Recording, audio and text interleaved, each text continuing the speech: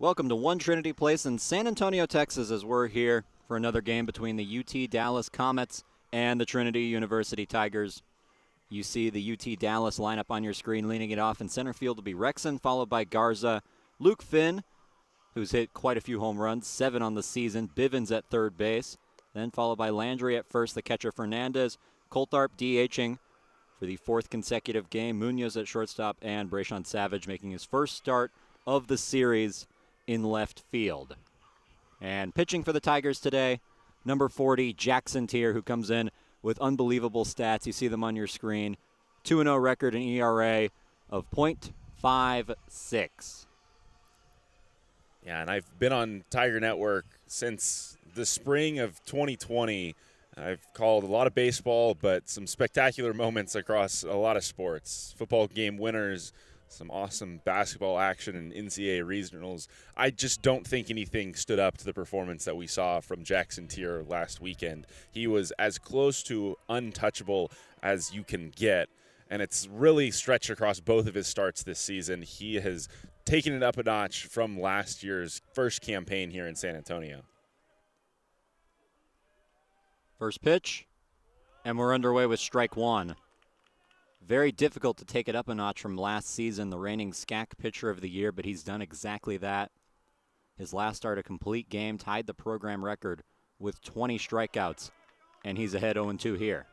And this is what he's done better than anyone else on this staff. He just lives ahead in counts 0-2, 1-2. Rarely do you see him behind any more than 1-0. Did he go? And they say no, ball one. Rexon able to check his swing. Lucas Rexon's been hitting leadoff for every single game UTD's played here in San Antonio, as they roll with pretty much the same lineup throughout their several games here. Fouled off, Rexon stays alive.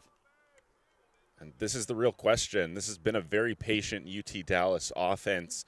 They've done a very, very good job of battling in 2-strike counts. It'll be a question as to whether or not they will chase on these Jackson Tier pitches right outside the strike zone. Swing and a miss, strike 3. Lazara has to finish the job at first, does so for out number 1. And there's one down in the inning. And that time Rexon does chase a really nice breaking ball from Tier down in the dirt. He's shown a lot of trust in Nick Lazara behind home plate, and catcher for the Trinity Tigers this year has not let him down at all. He's been very, very impressive, and that strong arm completes the job for out number 1. It's now the second baseman, Albert Garza, up. Takes ball 1. Talk about Tier's performance last week against Wisconsin Whitewater, one of the best offenses in Division III baseball. 20 strikeouts, tying the program record, but this a much more patient UT Dallas offense. That's grounded to Holloway. He takes the trip to first for out number 2. 2 away quickly. Yeah, a very patient offense, and an offense that has just done a really good job all weekend long of putting the baseball in play. I got aboard by any means necessary in yesterday's affair against Centenary. It was a high-scoring one. I think they walked away with about 15 hits in that game, but also drew a handful of walks, were willing to take a base if they were going to get hit by a pitch, and they leg everything out on the base paths. If there's an error or a bobble, any sort of hesitation by these defenders in the infield, they have the legs to make them pay. Now Luke Finn up as that ball gets to the backstop. Albert Garza's at bat just now where he grounded out to first. Very notable because that's the first time in 3 starts Jackson Tier has faced a batter in the first 2 innings and not struck him out. Yeah, figured that streak had to end at some point, Cole. 6 strikeouts in 6 batters faced to start 2 consecutive games. Wildly impressive, but strike called. These are the hitters, or the point in the order where you anticipate they're probably going to have the most success against Tier and probably going to strike out the least in today's affair. Inside edge, strike 2. Tier works ahead in the count.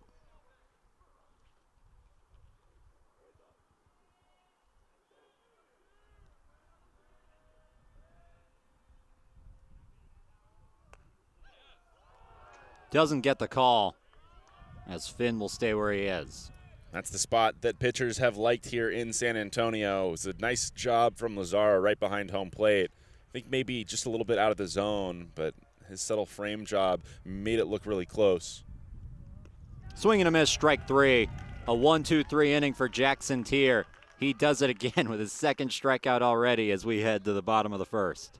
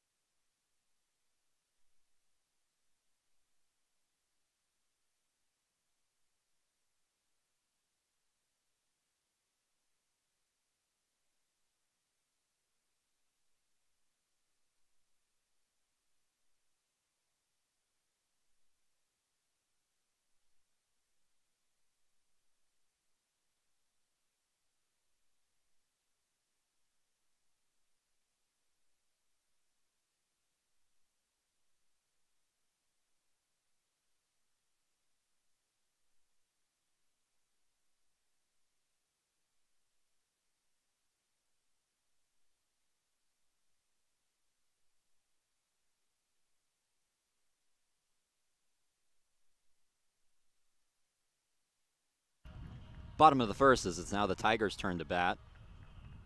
And you see the lineup on your screen leading it off for Trinity. It'll be Max Milligan playing in left field. Milligan, a late addition to the starting lineup. Ty Preston was supposed to be in at left, returning from his injury, but not quite ready to go as he'll take another day off. Milligan will step in for him in the leadoff spot. And Milligan, who struggled a little bit at the plate to this point in the year, finally righted some of those demons in last night's affair. Good performance and good to see the bat get going, especially out of a guy that we've seen hit in the top of the order more often than not when he's in this lineup. Grounded foul down the first base line.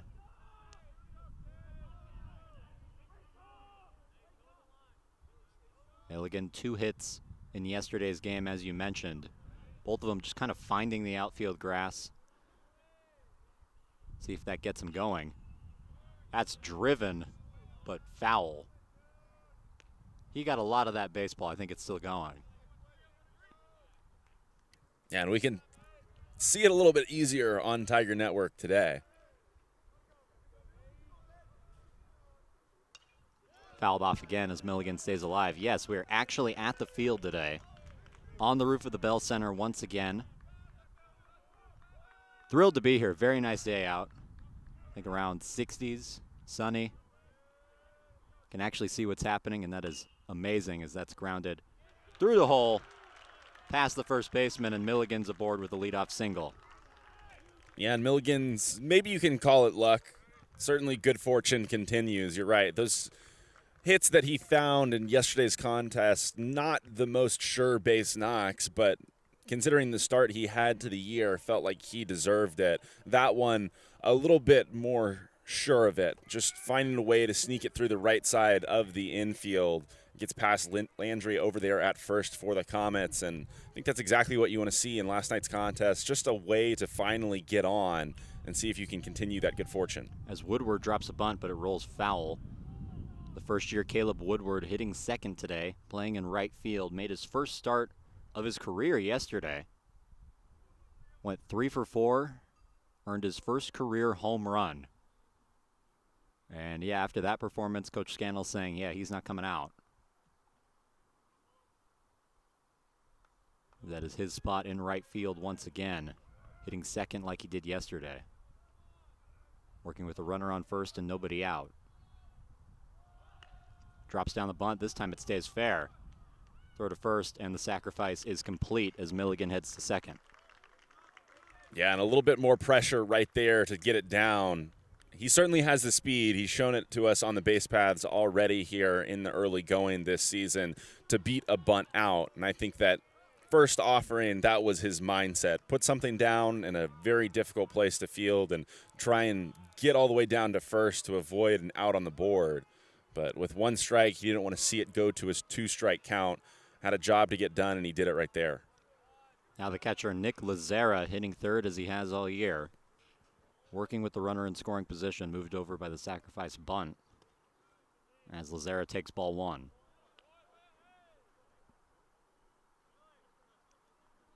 Lazera hitting over 350 on the season, trying to continue his hot start.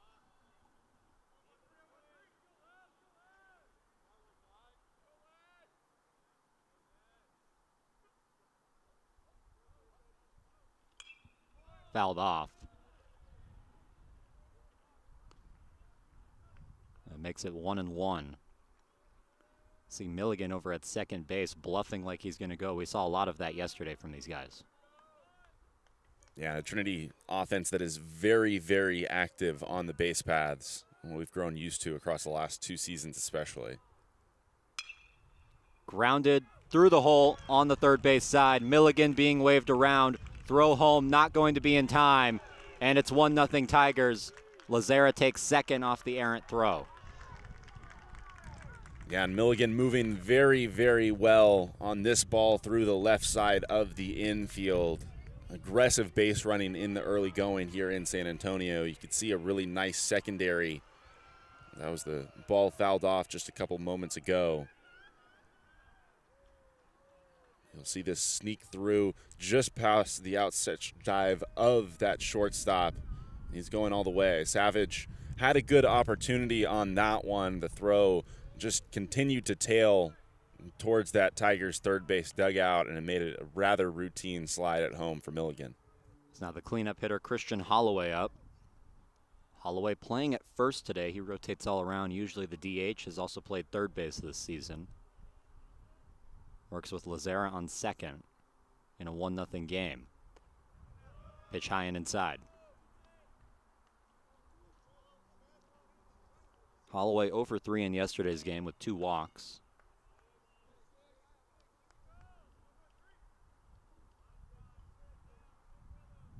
So he works against Casamadas. Swing and a miss. Now count 1-2.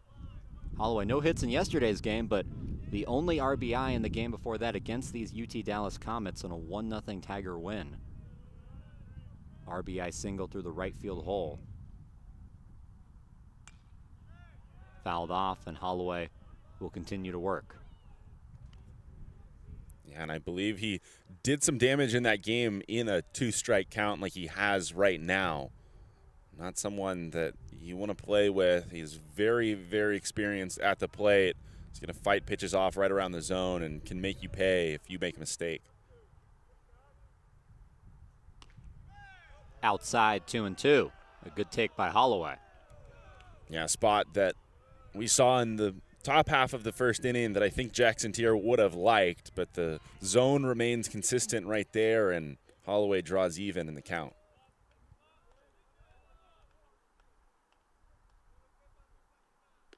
Inside, count is full.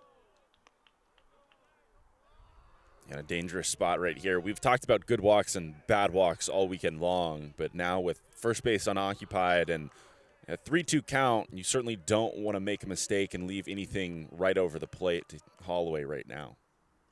Outside ball 4, and he loses them. A 1-out walk issued by Casamadas, and there's 2 Tigers aboard. Yeah, but I think he'll be satisfied with that one. Puts that pitch in a location where Christian Holloway certainly can't do any damage with it. Holloway, again, showing his nice plate vision right there. He'll take that walk after having to work back into the at-bat.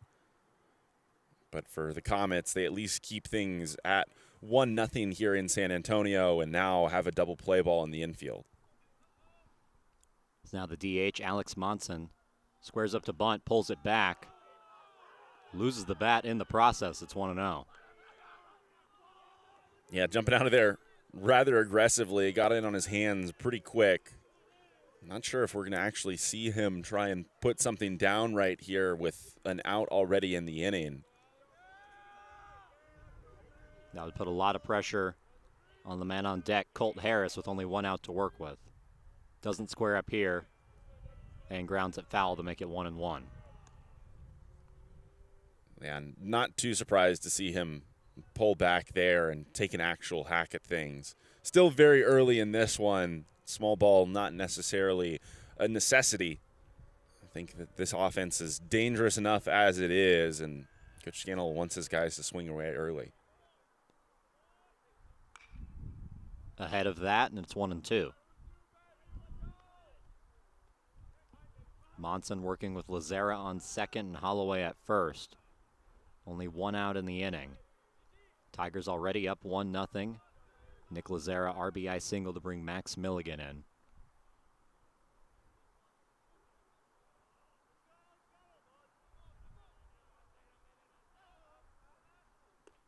Swing and a miss, strike 3. First strikeout of the game for Apollo Casamadas, and there's 2 away. Yeah, and a really nice pitch right there from Casamadas. Goes with a little bit of a backdoor breaking ball that finds the zone, at least enough so that Monson had to start his hands right there, and after being well ahead of a couple of consecutive fastballs, he couldn't quite slow the bat down enough to fight that breaking ball off. Nice change of pace by the pitcher. So now he works against the second baseman, Colt Harris. Now with 2 down in the inning.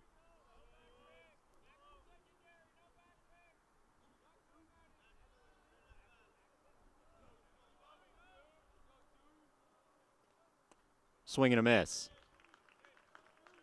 And 1-1. And again, going to a little bit of a breaking ball off speed right there. Has Colt Harris well out ahead of it.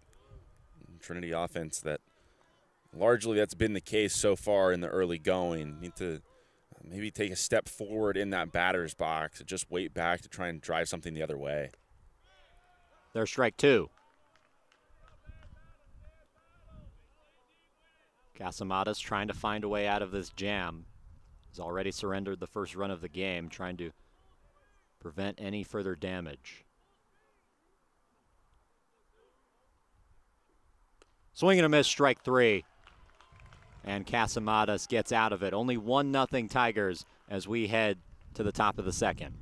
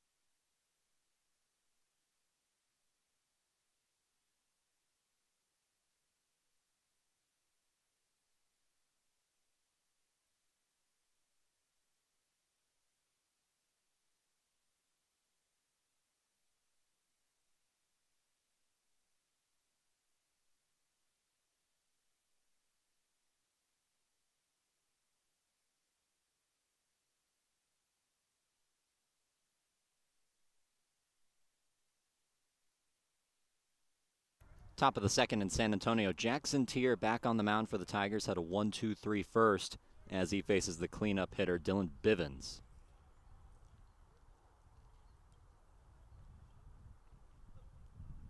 Bivens has had a good trip to San Antonio. Began it with a grand slam against Centenary in a neutral matchup here.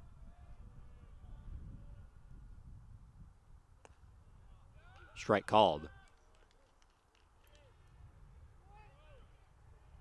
We talk about the challenge that this UTD offense can present for Jackson Tier. Swing and a miss, 0-2. UTD 11th in the country in terms of runs scored, and they've been showing it throughout the weekend. And you talk about the weekend that Bivens has had. He's one of the Comets that has homered here in San Antonio. Grounded to Tinker, throw across the diamond in time for out number 1.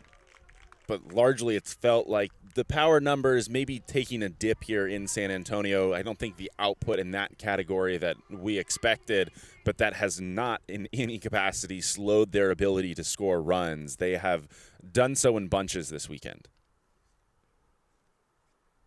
So they've had plenty of innings with 4 straight hitters reaching by walks and singles. That pitch not located on the outside edge to Zach Landry, the first baseman. Yeah, maybe now a little bit of inconsistency with that spot. Looked to be the same offering that Bivens got first pitch of his at-bat just a couple moments ago. Was called a strike, but this time around, not the case. Now in a 1-1 count.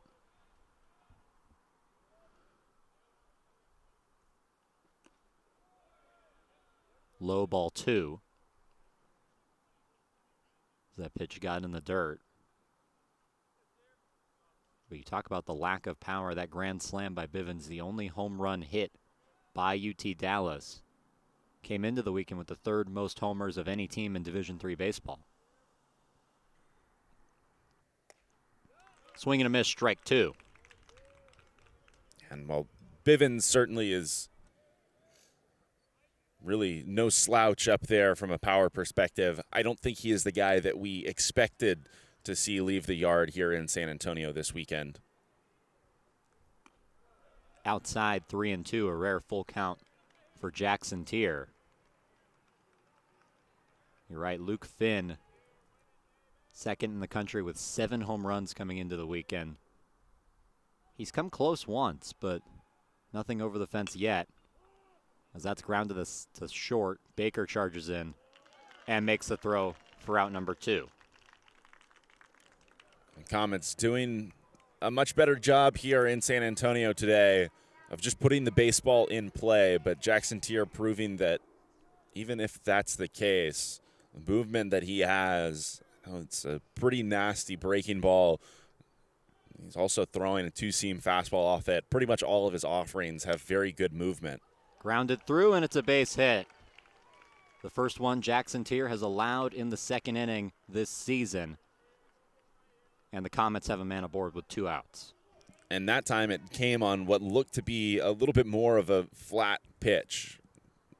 Assuming that was a 4-seam fastball, as it didn't seem to move all that much as it got across the plate. Recognizing it that time and taking advantage for hit number 1 here today, but already 2 outs on the board. Nico Fernandez, the catcher, recording the base hit, and it brings up Coulthard, the DH. Grayson Coulthard, the only UT Dallas Comet to not record a hit in their 16-12 victory over Centenary. Went 0 for 5. He did record an RBI, though.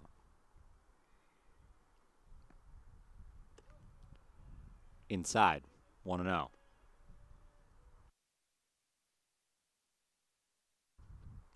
Jackson Tier really not used to having a runner on first. It doesn't happen too often. Strike called to make it 1-1.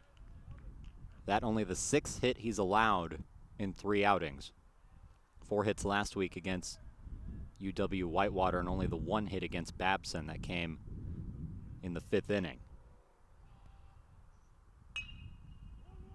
Grounded to Harris, and he takes the out at first to end the inning. A base runner reaches for the Comets, but it's the only one they get as we head to the bottom of the 2nd on Tiger Network.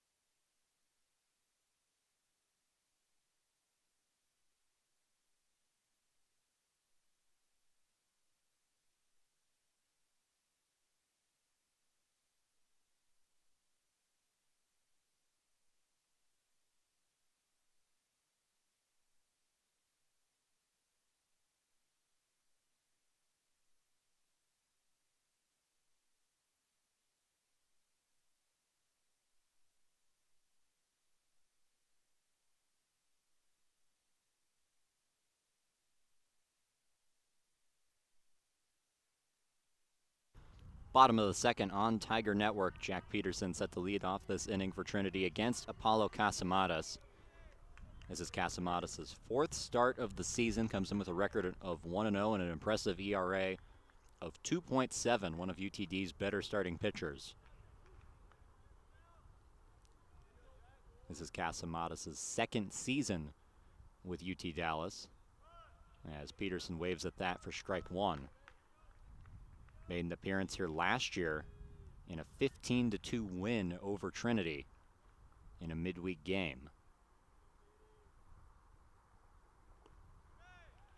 And Peterson quickly down 0-2. Casamatas in his second year with Dallas, but was a transfer from the SCAC. Went to Shriner before that. So very familiar with these Trinity Tigers. Peterson fouls that off to stay alive. And largely have been very impressed with especially the starting pitching from UT Dallas this weekend. Had a great opportunity to see it in the Friday night matchup between these two teams, which was the ultimate pitcher's duel. Peterson fouls that off and continues to stay alive. Joseph Shavana starting that Friday night game for Trinity, throwing 7 scoreless, and then Ryan Vera matching him 0 for 0, except for that one inning where he allowed a single run. That was the difference in the game. Good take by Peterson, 1-2. And Casamatas trying to go back to that backdoor breaking ball is what it looked like right there. Just didn't get the same type of bend to bring it over the zone. Nice take by Peterson.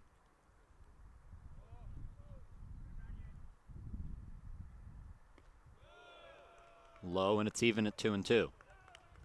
Yeah, 1-0 game in which both teams hit just 5 times safely. It was just a little more timely from these Trinity Tigers. Mentioned it earlier in the broadcast. I think a 2-out, 2-strike count where Christian Holloway was able to get Trinity on the board. As Peterson works this count full, he was down 0-2 on the first 2 pitches. Full count, something we saw a lot from Trinity, particularly early yesterday. As Peterson works another one. Fouls it off. And being out here, have an opportunity to see things a little more clearly. Jack Peterson is practically standing outside of the batter's box. He is so far up in the zone. That front foot is, fully on that line. His toe kind of coming across it at the moment. There's strike 3. Peterson goes down looking for out number 1.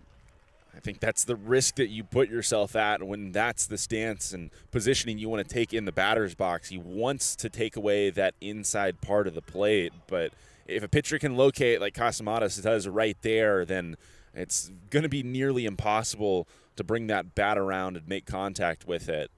And you see that that's exactly the case right there. As Casamatas now works against Kai Tinker, who takes strike 1. Peterson, the 3rd consecutive Tiger that Casamatas has struck out going back to the last inning. Ahead 0-1 here. Grounded to short. And the low throw in time for out number 2. And Kai Tinker trying to put an end to that streak. He does so successfully, but at the expense of a pretty routine ground out to Munoz over at short. Nice job of swinging at something really fully in the zone that time around. The last at bat, Jack Peterson didn't get a ton of real good hittable pitches. Had to fight a couple off into foul territory. As the 9-hole hitter, Jack Baker, up to the plate with 2 down and nobody on. Baker did not play yesterday. Cam Champness getting the start at short, but Baker back in his usual position as he takes strike 2. I'm not sure there's a bat in this Trinity lineup that I've seen fall behind in at bats more frequently than Jack Baker. And guys just coming straight at him. That is actually strike 2. It was 1-1, but the point still stands, falls behind. I don't blame him. I mean, he shows a very, very patient approach at the plate. It doesn't faze him when he gets into these 2-strike counts. Grounded bobbled. And the throw not made. Landry couldn't make the pick at first, and Baker reaches. And ultimately maybe had his hands forced just a bit right there in a 1-2 count, but he got a very hittable breaking ball. It caught a lot of the plate. Square piece, but again, just sends it straight out to Munoz at short. Just not as sure-handed this time around. Didn't look like it took any weird hops out here on the turf in San Antonio, but we've seen this playing surface make an impact for a lot of visiting teams already this year. Milligan squares up to bunt but pulls it back for ball one.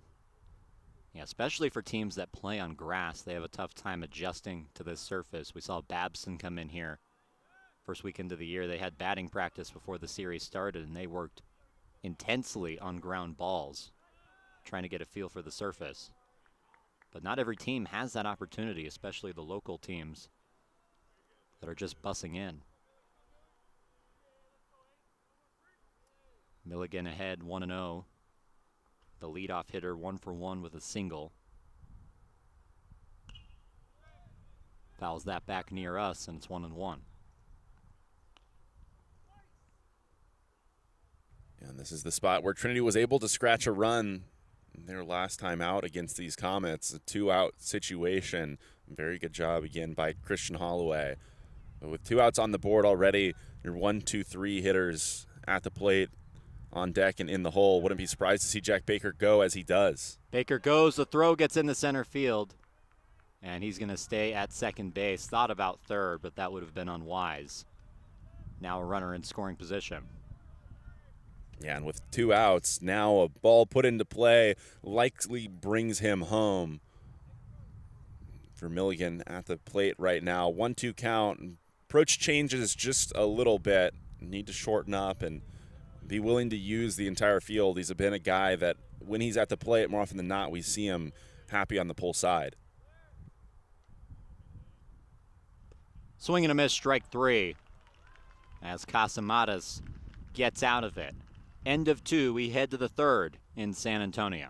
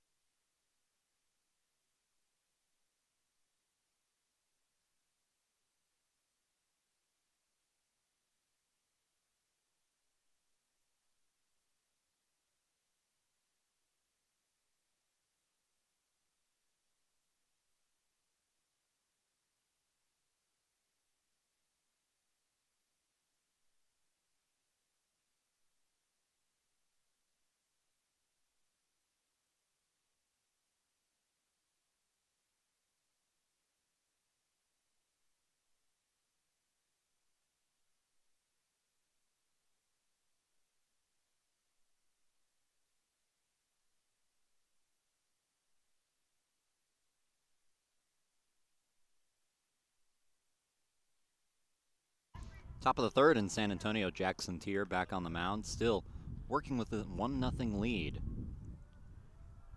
as he faces the shortstop Munoz, who takes strike 1.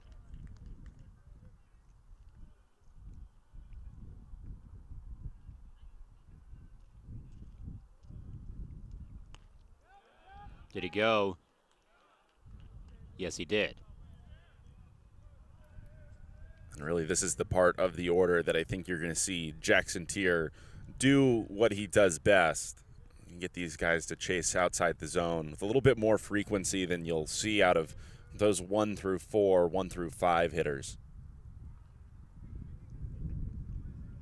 The bottom of the order, so important for UTD. We've seen them set the table for the top of the lineup frequently this weekend. But Munoz can't do it there. He goes around for strike 3. And there's 1 down in the inning. That breaking ball is just so good from Jackson Tier.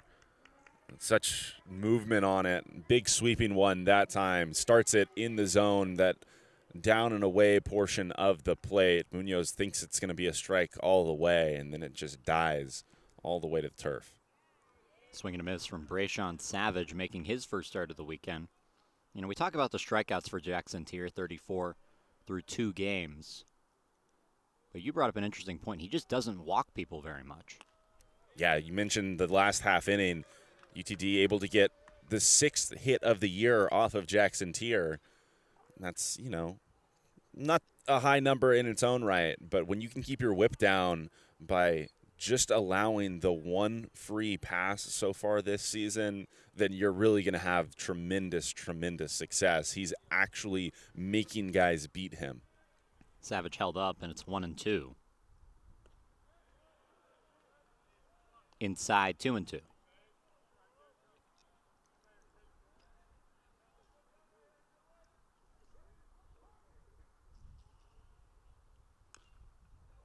Fouls it into himself awkwardly, but stays alive.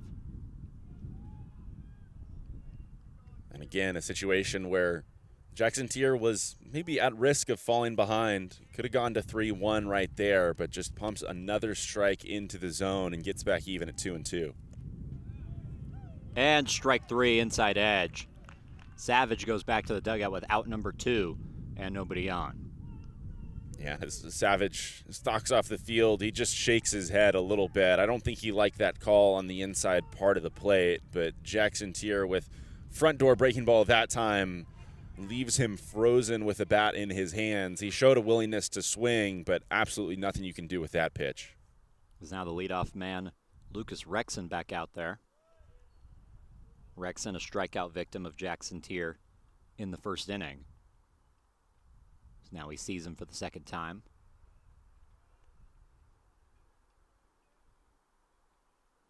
UT Dallas going with pretty much the same lineup that they have all weekend. As that's driven to left, down the line, and foul into the Tigers bullpen. Yeah, Rexon well out ahead of that one. I think to the extent that his hands maybe getting away from his body right there. That one was driven out there to left, was kind of a lofty pop-up, and just kept curling and hooking foul and ultimately got down. So the long strike makes the count 1-1.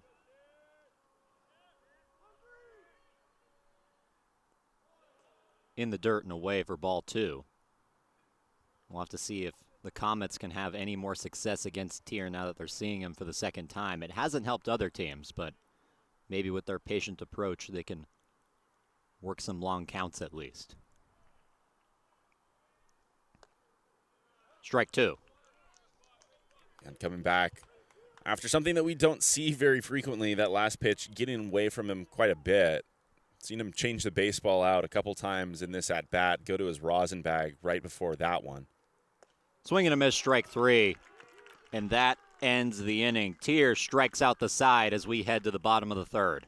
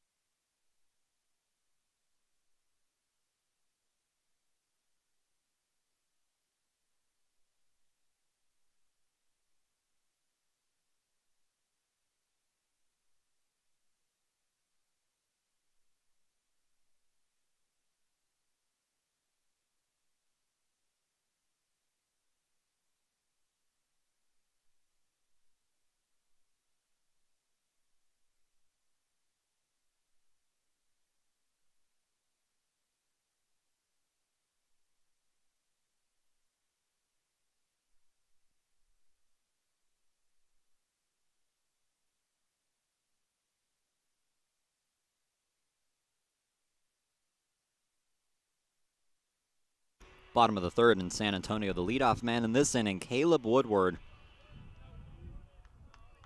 was thrown out with a sacrifice bunt in his first at-bat. Coming off his first career start, a game he had his first career hit, first career RBI, and then a separate at-bat, a 2-run homer. As that's tapped foul. And even as a first year, trusted earlier in this game to get a job done, but now good opportunity to lead off an inning, see exactly the type of pop he has in his at-bat as he'll fully get to swing it now. Chooses to take that one for ball 2, and it's 2-1.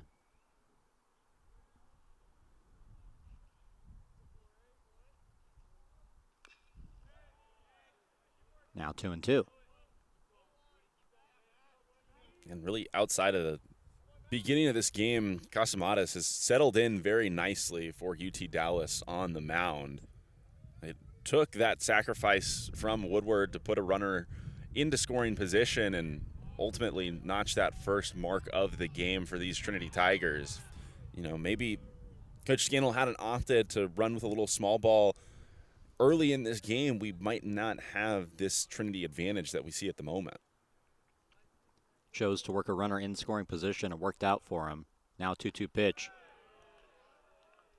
Close pitch, but does not get the call, and a full count for Woodward. Yeah, and already we've seen Casamadas go to that backdoor breaking ball against these left-handed hitters, and he's had success getting calls, but that time doesn't. Grounded to Casamadas, and he makes the throw to retire Woodward. Woodward displaying good plate vision. Casamadas not getting the benefit of the doubt from home plate umpire right there, but ultimately comes back, continuing to attack the zone, induces some more soft contact, and does a nice job of taking his time to get to that baseball. Didn't rush things whatsoever, made a nice strong throw to Landry at first base, and again, he has the first out retired here for the Trinity home half. As the catcher, Nick Lazaro, works his way into the batter's box. Grounded foul. Lazaro, a switch hitter, so you often see him alternate right to left based on the hand that the pitcher is throwing with. You know, I haven't seen the splits right versus left for Lazaro. I'm sure we can get those numbers at some point, and I would like to, because truthfully, I don't know how much it matters. Lazaro is such a seasoned hitter from both sides of the plate. You can't tell all that much of a difference. He's a power guy, and I'm sure that's where the numbers would translate, but I feel like I've seen him leave the yard from either batter's box. Yeah, I don't know how much it matters. He's very good on either end. You think about it, he has to spend twice as much time practicing because he needs to work on both sides. As that's lined to third, and Bivens makes the catch for out number 2.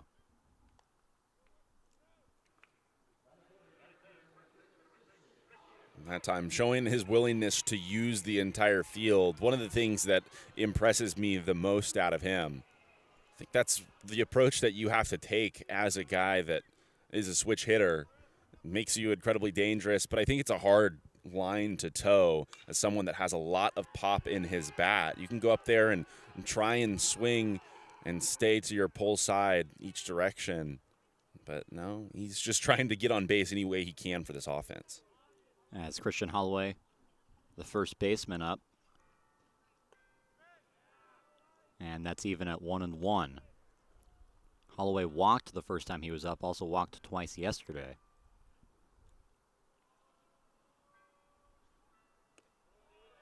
And inside 2-1.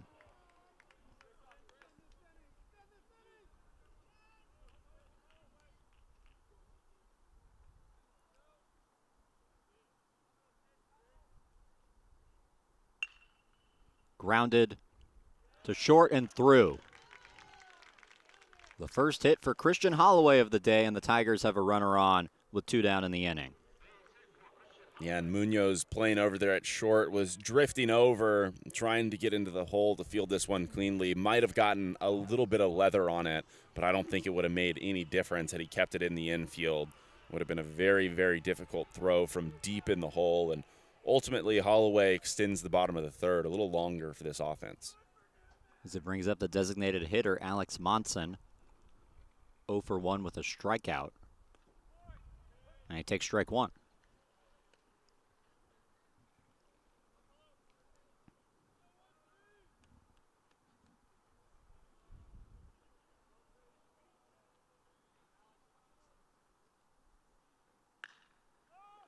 Hit in the air to left center. And the catch made by Rexon to end the inning. So the Tigers get a runner aboard with 2 outs. Can't do anything with them. This is still 1-0 as we head to the fourth.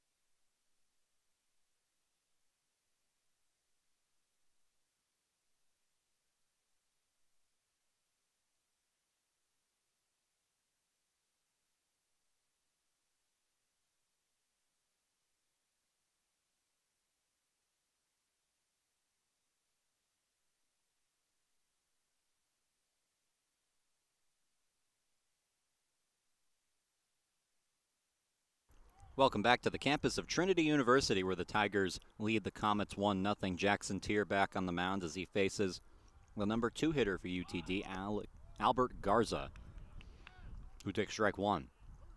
And Garza squaring around to bunt right there. It was on a breaking ball, so he decided to pull back. We'll see if the approach continues in this at-bat. Ball called. Yeah, those 2 pitches seemingly in very, very similar places. You know, we're a little off angle from behind home plate where we are, but judging by the groan of the crowd, I think it was similar, as that's hit to the gap in right, and it skips over the wall for a ground rule double. So the first extra base hit of the day for UT Dallas, as Garza takes second. Yeah, and a good start here to the top of the fourth for the Comets. Garza gets something that he can rip, and he does so out to deep right center field. It's Woodward and Peterson out there in right and center respectively giving chase. The wind playing interestingly here in San Antonio this afternoon. The flags pretty dead out center at the moment, but again, we have a little bit of change in direction. I feel like it's blowing out to left field more so than it has in the previous couple of days. As they check on Garza at second base. Yeah, the wind usually either blowing dead center or out into right field. Not the case today. Sort of blowing across right to left as you see the flags change in that direction. Finn tries to bunt, but that goes foul for strike one. Luke Finn 0 for 1, another strikeout victim of Jackson Tier. Now working in a very different position than he did before. Was up with 2 down and nobody on. Now no outs and a runner in scoring position, as Tier bluffs off the backside. You know, and assume that Finn is still going to take this small ball approach. Tier trying to hold the runner close at second. He'll throw back to second, as Garza got a little away, but the throw not where it needed to be, and he's safe. Now Zara behind home plate has shown a real willingness to throw down even when you might not have the best shot to snag the runner. It's come back to bite him several times here in San Antonio. Baker doing a nice job of just securing that ball by any means necessary. And Finn gets the bunt down. Tinker throws to first. They get the out there as Garza takes third base. And a good job of ultimately getting the job done from Finn right there. Saw a couple of pitches in that at-bat, wasn't able to do so, and then finally was willing to sacrifice himself truly. He's a guy that is squared around quite frequently, as have many of the bats in this UT Dallas offense. Swing and a miss, strike one from Bivens, and oh no, they say he did not go around.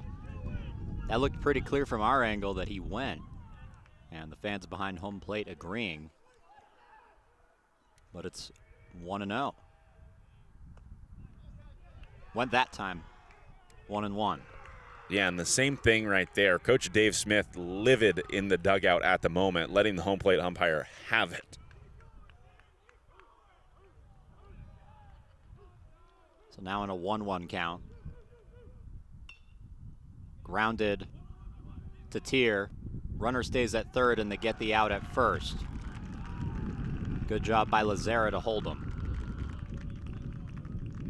Yeah, ultimately, I think if Lazera comes and charges right here, then runner at third base, Garza going to be a little bit more inclined to charge and come home, but he plays that one perfectly, staying right where he is on home plate, knowing that he can get an out there. As that's fouled off by Landry. Makes the count 0-1 with 2 away. Still the runner at third. Sacrifice fly no longer a possibility.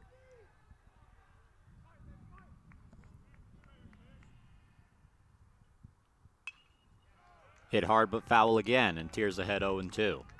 Yeah, now just 1 strike away from getting out of a little bit of jam here in the top of the fourth. Got a runner on second in scoring position, nobody gone, but very quickly this inning has changed in favor of Trinity.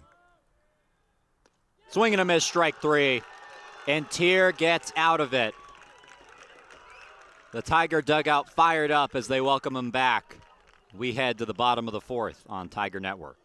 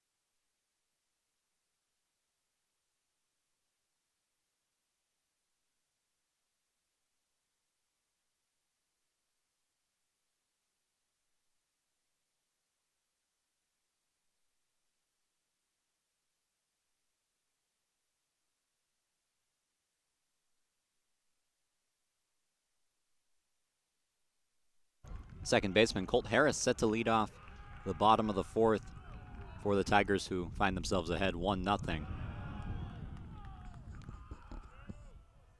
Jackson Tier dealing with the runner in scoring position for the entirety of that fourth inning. Able to get out of it and retain this lead. Breaking ball in for strike 1. And Casamatas now going to return to the bump for the Comets with a little bit more energy in that Trinity dugout. Hit in the air to left. Savage back at the wall. It's gone! over the top part of the wall in left field, and Colt Harris begins the inning with a bang. And there's the wind again coming into play here in San Antonio, blowing out straight to left field. Looked like Colt Harris was well out ahead of this one. Might have lost a little bit of pop in his bat as Coach Dave Smith, the one to celebrate with Colt as he gets back to the dugout. This one hanging in the air as Savage continued to track it. Eventually he had to turn to see if he was going to play it off the wall, and ultimately it wasn't the case. That one just sneaking over as it got up into the jet stream here in San Antonio. Talking to Coach Dave Smith, the pitching coach, as Peterson takes strike one, would tell me about how many fly balls he had leave the yard off him when he played here. I think that another one of those. There's strike two to Peterson. You and I were just waiting for it to drop, and it ended up happening on the sidewalk. Yeah, I thought maybe Savage would have an opportunity on the warning track and then maybe have an opportunity to play it off the cutout out in left field, and then ultimately it was out of here. Well, that was off the higher part of the wall in left field. We've seen plenty of those types of fly balls just sneak out over the top of the regular-sized wall, but he got the big one there.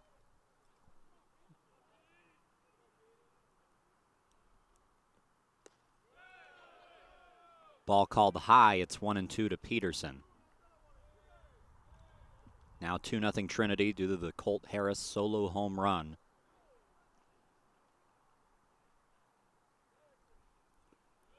In the dirt, 2-2. We saw Peterson do something similar the last time he was up, quickly in an 0-2 hole, worked that to a full count.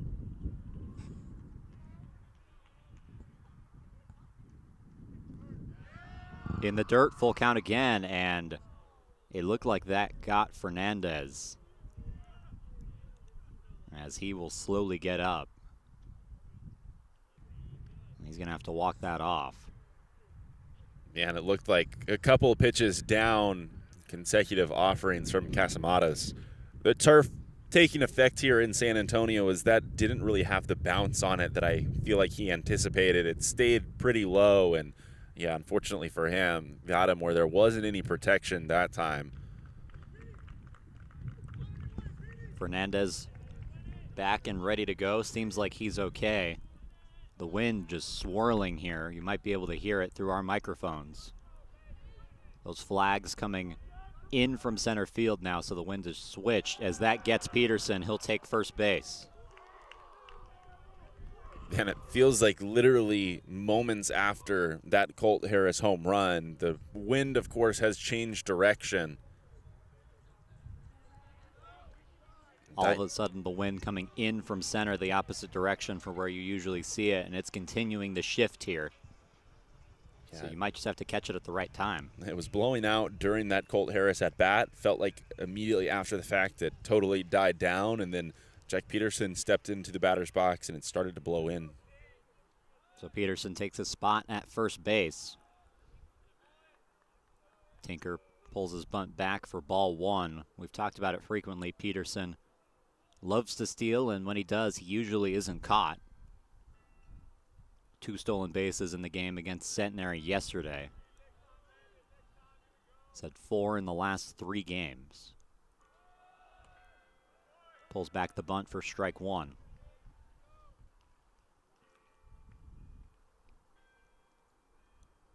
And we'll see if they actually do try and execute it, as he had a good pitch to bunt on right there to Kai Tinker, but with a guy like Peterson who can just take the bag himself, not sure you want to give the defense an out right here. As they check on him. Yeah, that's a good point. If he can just do it without recording the out, why would you sacrifice? But we've seen them do that in the past.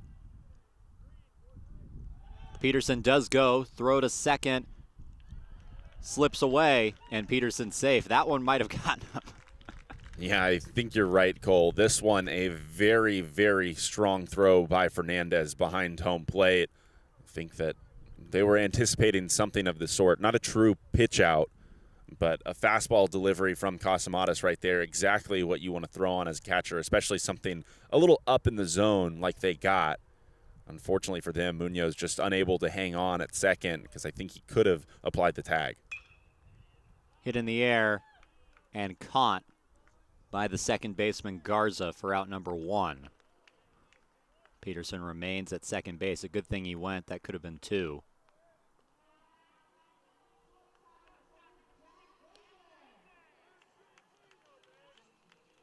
As now Jack Baker, the 9-hole hitter, comes up.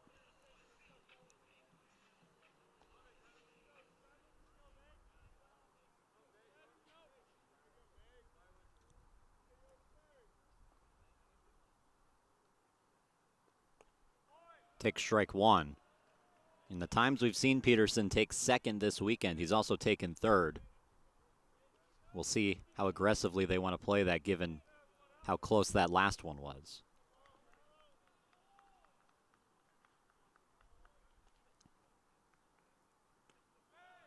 Now 1-1. Yeah, and always interesting to see whether or not you try and get your runner from second to third via the steal, especially with a guy like Peterson out there. I know that there's a little more of a delay with just one out on the board, but the speed he has, he can score easily from this spot if there's a ball put into the outfield. Outside 2-1. Casamatas, a very strong first 3 innings, only giving up the 1 run. Colt Harris, leadoff homer, changing things a little bit. And now working with Peterson on second base, only 1 down in the inning.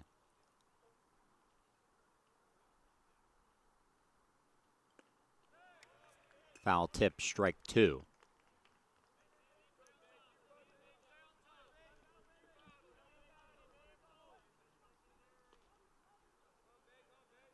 Baker trying to find a way to extend this 2-0 Tiger lead. If he gets anything good in the play, I think Peterson would be waved around with the speed he has. Ball 3. And that pitch down, the previous one, the outside part of the plate, looked like Baker was trying to extend those hands just a little bit, go back, take that direction, take advantage of that direction. Big hole open on the right side of the infield. Fouls it off, and Baker stays alive. Still working this full count. Second consecutive full count Casamatas has found himself in.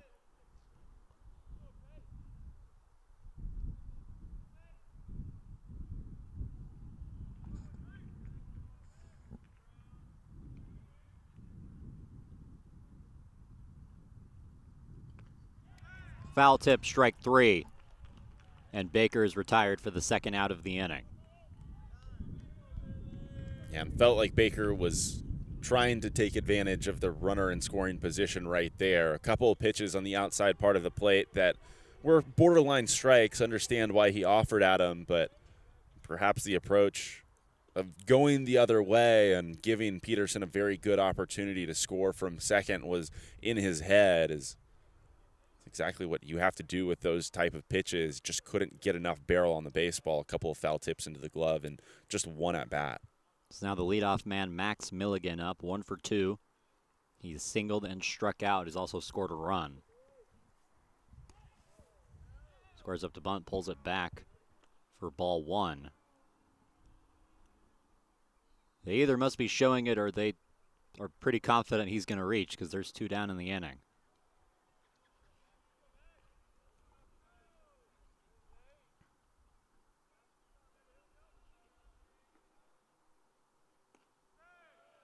Strike 1.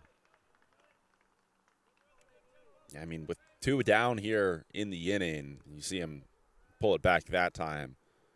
I think a bunt would create a little urgency in the infield, opportunity to get out of it. And, of course, with the speed that Peterson has over there at second base and a little bit of confusion, there's a real possibility that he could score in a play like that. But now giving the bat back to Milligan, who hasn't squared around in either of those 2 successive offerings.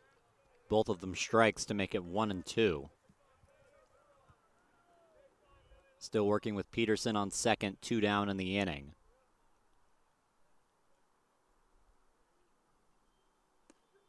high 2-2.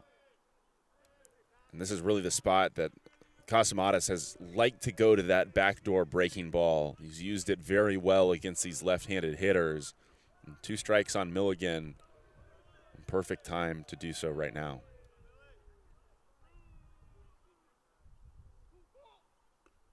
Inside.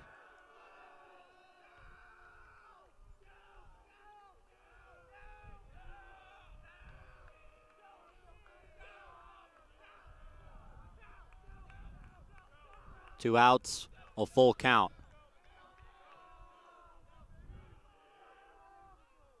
Inside, ball 4, and he loses Milligan. And again, we can talk about good outs and bad outs, good walks and bad walks. As Milligan takes one right there. Clearly, first base unoccupied, not doing a lot of damage, but when you're ahead in the count and ultimately turn around and issue a free pass, especially when you have the 2 and 3 hitters due up for this Trinity offense, don't think that you're going to enjoy the end result of that at bat. As Casamatas fires ball 1 to Caleb Woodward. Woodward 0 for 1. He's grounded out and been thrown out with a sacrifice bunt.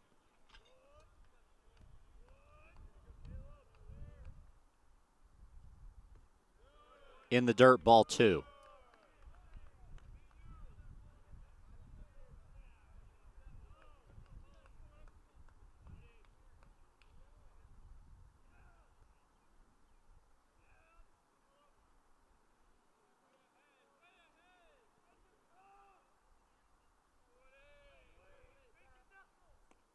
Now ball 3. In danger of loading the bases, with the number 3 hitter, Nick Lazara, waiting on deck.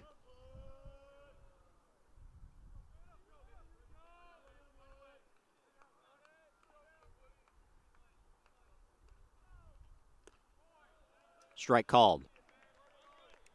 And he just goes back to the fastball right there, finds a way to get something over the heart of the plate.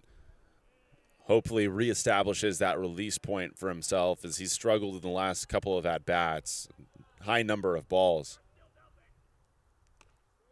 Inside, ball 4, and that loads the bases. And ultimately just overthrowing right there. Dangerous position against the 2-hole hitter for Trinity. Not much of a surprise to see him go back to an area right outside the plate. Didn't want to give him anything right over the heart of the zone. So the bases loaded, and if we're going to have a new pitcher, that's the day for Apollo Casamatas. He leaves them loaded with 2 down, as we'll be back after this.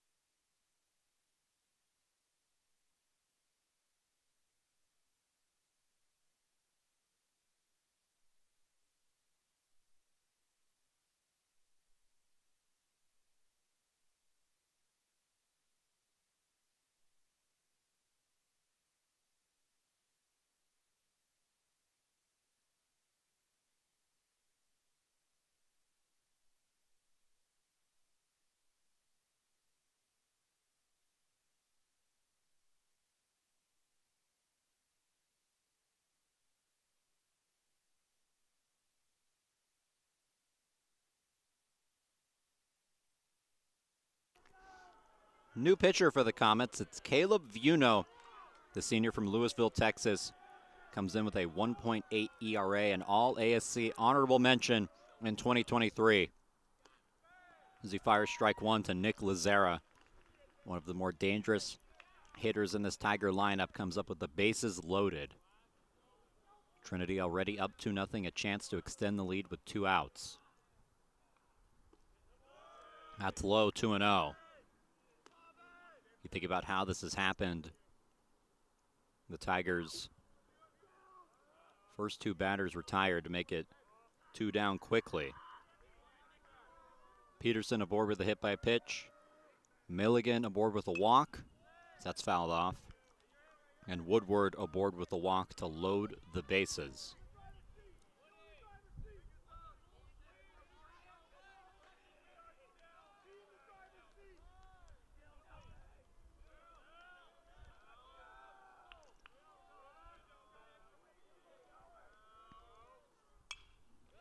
Fouled off again.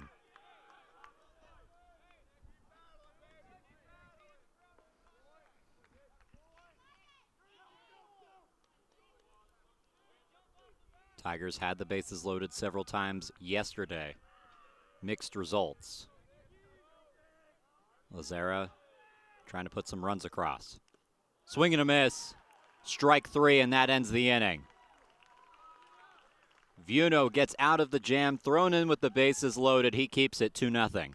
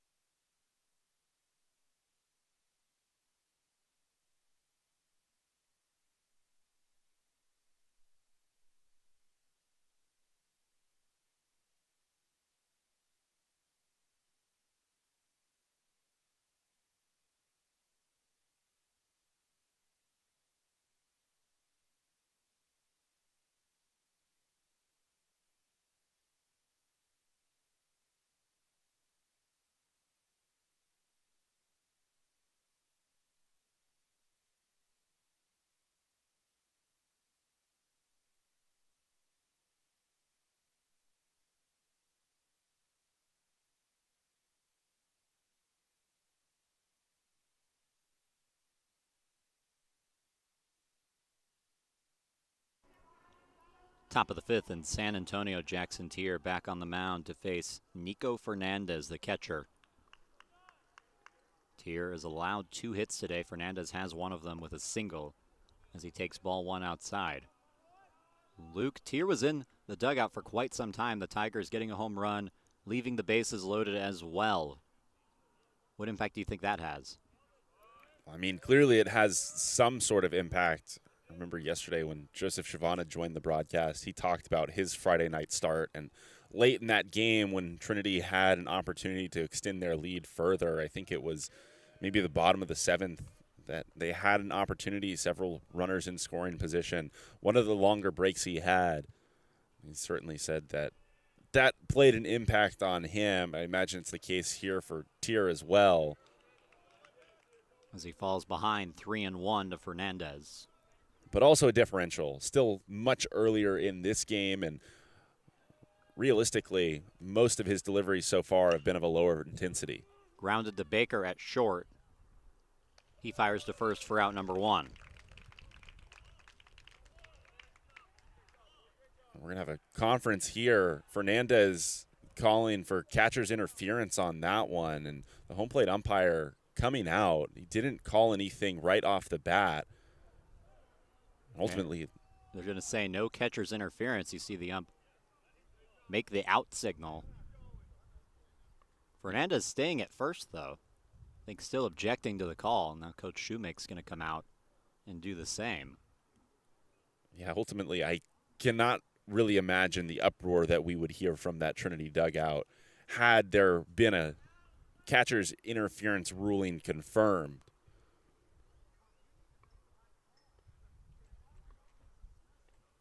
As Coach Shoemake's still talking to the umpire, who's going to send him back to his dugout. And Nico Fernandez will go back that way as well, one down in the inning. Yeah, certainly didn't see or hear anything live out here on the field that would indicate that there was some sort of catcher's interference, but Fernandez realistically slowed about 2/3, 3/4 of the way down that first baseline. He was running out pretty hard, and then right before he hit the bag, kind of started to turn back. Just weird timing on that play all around. So now the DH, Grayson Coltharp up. Take strike one. Coltharp 0 for 1, grounded out to second the last time he was up. And takes ball 2. But interesting, I feel like I've seen or at least had more questions about catcher interference here in San Antonio in the 2024 season that I've had in any previous year on Tiger Network. There's at least 3 instances, 2 called, and then this one heavily discussed. Either way, 1 out in the inning. Strike 2. You know, Nick Lazara moving into real full-time catching duties this season. So there's certainly a difference back there behind home plate for this Trinity defense. Grounded to Tinker at third. Makes a throw across the diamond, scooped by Holloway for out number 2. And a good job from Holloway right there. Tinker pointing across the diamond, appreciating his teammate picking him up. Rather long throws. He had to go to his backhand. Nice job fielding that one off the bat of Coltharp by Tinker, but important. Holloway finishes that play off over at first. Strike 1 to Munoz, the shortstop, hitting 8th today. Another one of Tier's strikeout victims in this game.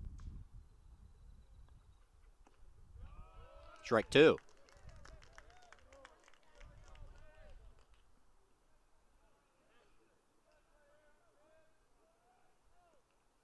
In the dirt, it gets away, and it's 1-2. Strikeouts down for Jackson Tier today, only 6 of them, but still the same results. 0s on the scoreboard.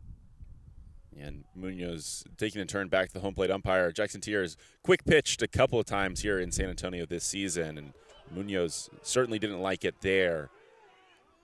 Speaking of didn't like it, the fans behind home plate not happy with that call. Makes it 2-2 as it was just outside. That's fouled back in the screen to keep it at 2-2.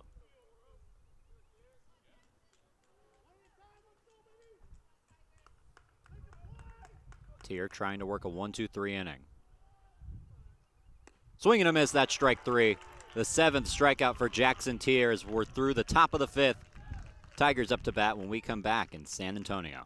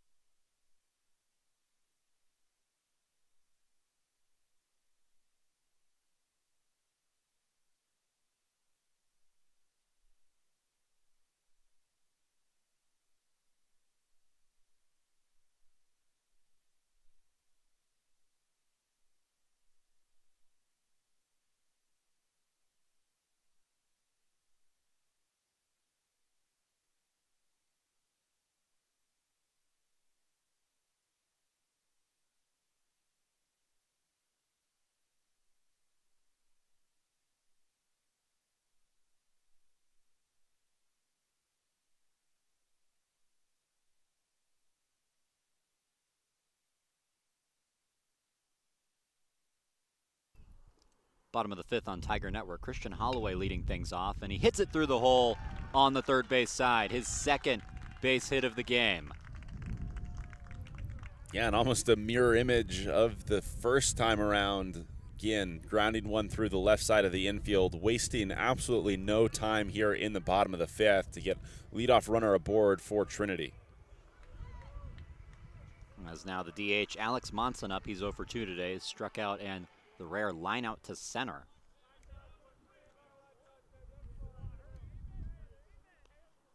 And that gets him.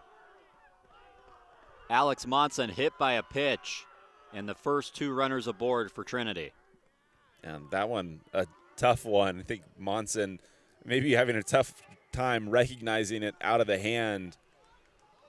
He was at least starting his own hands and turned into that one. Caught him just underneath the belt. And always a dangerous spot right there. I think he caught that one on the hip, luckily for himself. As it brings up Colt Harris, second baseman. Last time he was up, he made it 2-0 in one swing over the high part of the fence in left field. Squares up to bunt, but pulls it back for strike 1.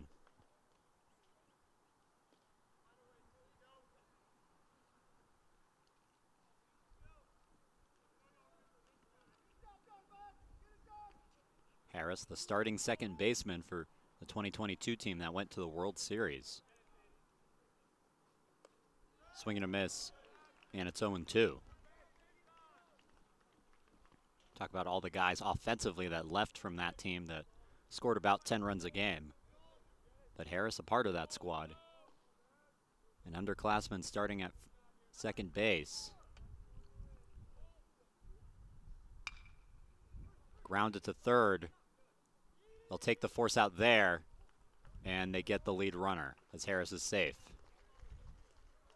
Yeah, interesting decision to take the lead runner in that circumstance. This one, a sharp hit ground ball over to third base, and Bivens doesn't have any trouble fielding it. With Monson and Harris on the base paths, imagine that he likely would have had a pretty good opportunity to turn 2, and obviously already trailing this game, don't want to have a guy just 90 feet away from scoring, but alternatively could have been just 1 out from getting out of this inning. As Peterson pulls back the bunt for ball 1. You know, I was gearing up, like thinking, oh, could it be a triple play? If he steps on the bag, whips it around quickly. But as that developed, you saw that there was no time for Bivens to even get 2 outs by stepping on the bag. Does get the lead runner. So that's in the dirt, and it's 2-0 to Peterson. Do you know, Luke, there were no triple plays executed at the Division III level last season? Yeah, pretty tough ask, frankly. It has to be perfect circumstances. That one hit maybe a little too sharply on Bivens. Frankly, have to put it basically right on top of the bag to have any shot at it whatsoever. Still a triple. Well, I guess not anymore. There's 1 out on the board. But in theory, if there were no outs on the board, this would be the situation. But even then, I don't think you would want a guy like Jack Peterson swinging the bat. He's very likely to just beat it out himself. So he takes strike 1 to make the count 2-1.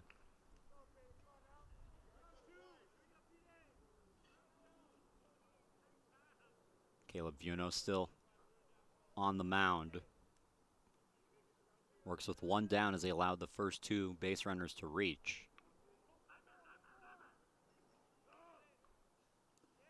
In the dirt, it gets away. And Fernandez will have no play as the runners advance.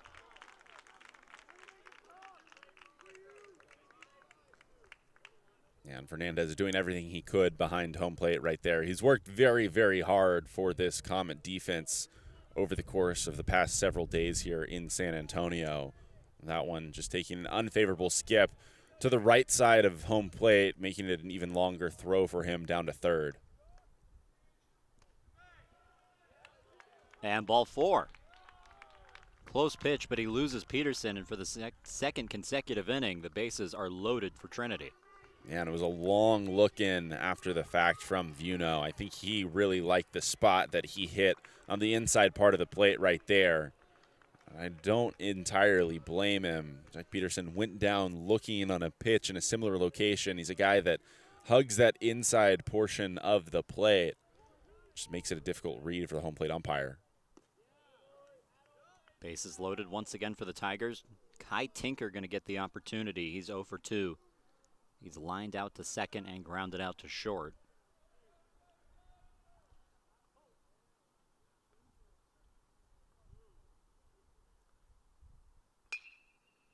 Grounded, could be 2. Throw to first, in time. And Dallas gets out of the jam. A 6-4-3 double play to end the inning as we head to the top of the 6th.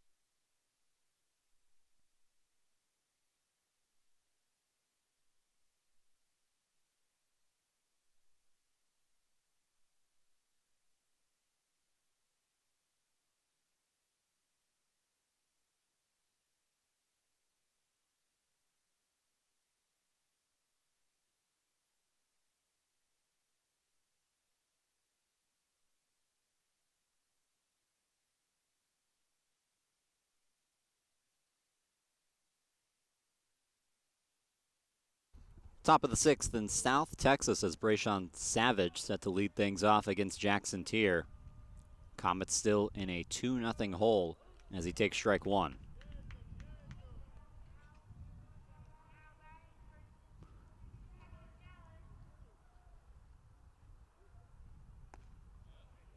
Strike called, 0-2. And at risk now of striking out for a second time this afternoon. Has a little bit of a conversation with the home plate umpire, trying to gain a better understanding of the strike zone and avoid that. Well, I think he knows that that wasn't a strike.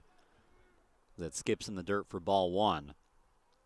We've seen that a few times today. Balls in the dirt, not something we see too often from Tier. As Savage takes that one to even the count at 2-2.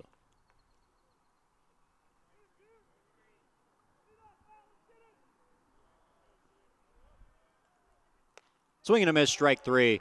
The 8th strikeout of the day for Jackson Tier. And there's one down in the 6th. And taking the right approach on the bump right there. 9-hole hitter standing in for UT Dallas and doesn't want to mess around whatsoever. Comes right after him in that 2-2 count and gets that second strikeout of the day for Savage. It was the leadoff man, Lucas Rexon, set to bat once again. Takes ball 1. Rexon 0 for 2 with 2 strikeouts, trying to avoid the dreaded hat trick.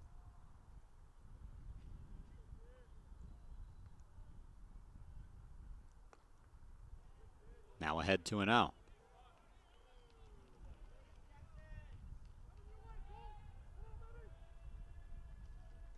Two hits on the day for UTD.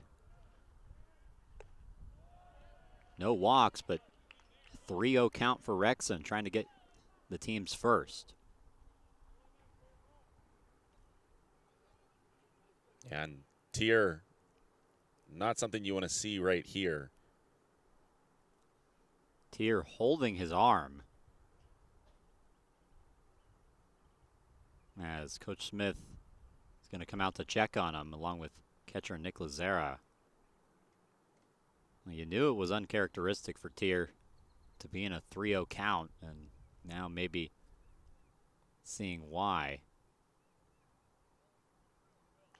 They're going to have Tier throw.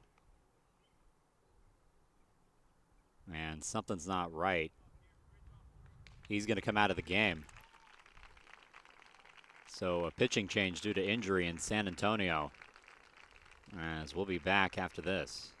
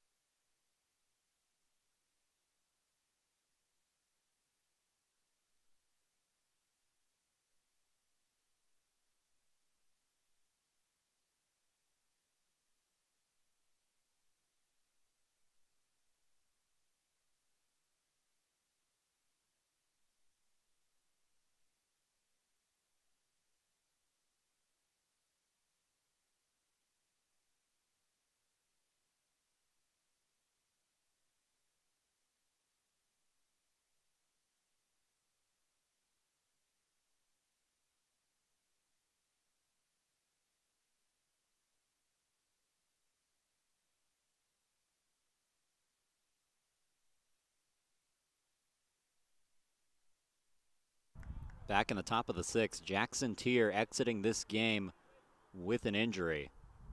So all of the concern surrounding what he might be feeling in his right arm. The new pitcher in for the Tigers, Shepard Tyler, who fires strike one.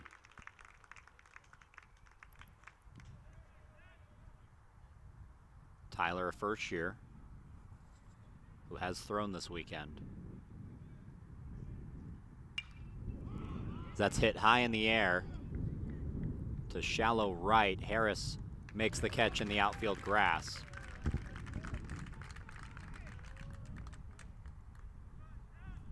So now 2 down in the inning. Very tough spot for Tyler to come in here in San Antonio. Awkward circumstances. He inherits a 3-0 count, but does a very nice job of coming back to retire that leadoff hitter. I guess now the second out on the board here in San Antonio. It's now Albert Garza up with 2 down and nobody on. That's low for ball 1. You got to think about how the Tigers are going to try and close this game out. Only up 2-0. Think of the times they left the bases loaded. Not a huge concern when Tier's on the mound, but turning to this bullpen that has been inconsistent at times. That's fouled off to make it 1-1. Tyler's going to get the first crack at shutting it down from here on out, but you would think it's going to take multiple arms. Yeah, and there's several arms continuing to get warm in that Trinity bullpen. Will Hellings and Trajan Lee, a couple of names that we've called over the past couple of days, both up and moving currently for Coach Dave Smith, as he's going to try and piece things together the rest of the way. Inside, and it's 3-1 in danger of losing Garza. Now a huge opportunity for UT Dallas, not having a lot of success against Jackson Tier. Inside, ball 4, and Garza heads to first with a 2-out walk.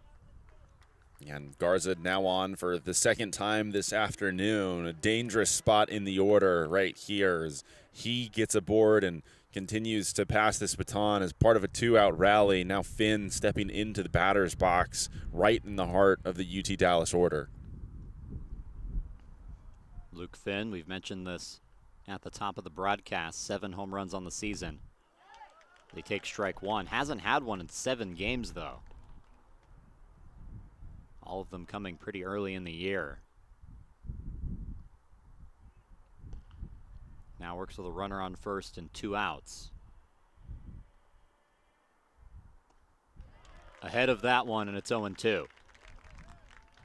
And Garza over there at first.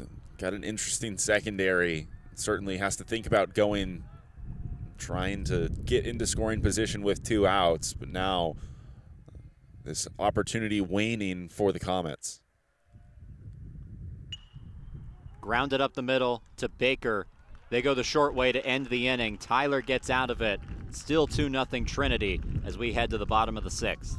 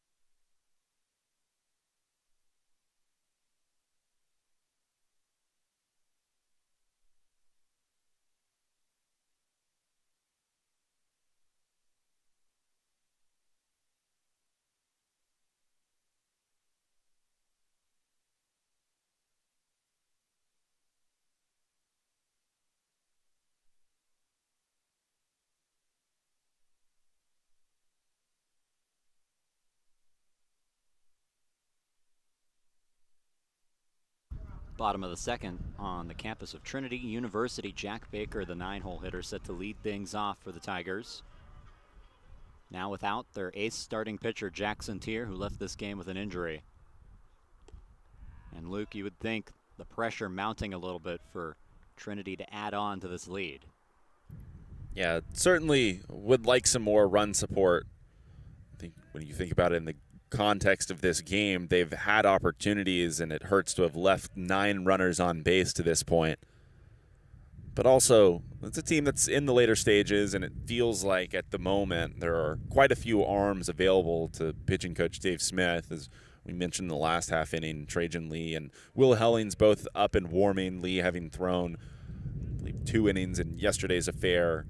Hellings coming in on Friday night against UT Dallas and shutting the door in that 1-0 contest. So even without run support, that Friday night game, proof that this is a pitching staff that can get the job done. A 4-pitch walk to Baker as he's aboard with nobody out. And it brings up the top of this order as Coach Shoemake's going to come out to talk to Caleb Vuno.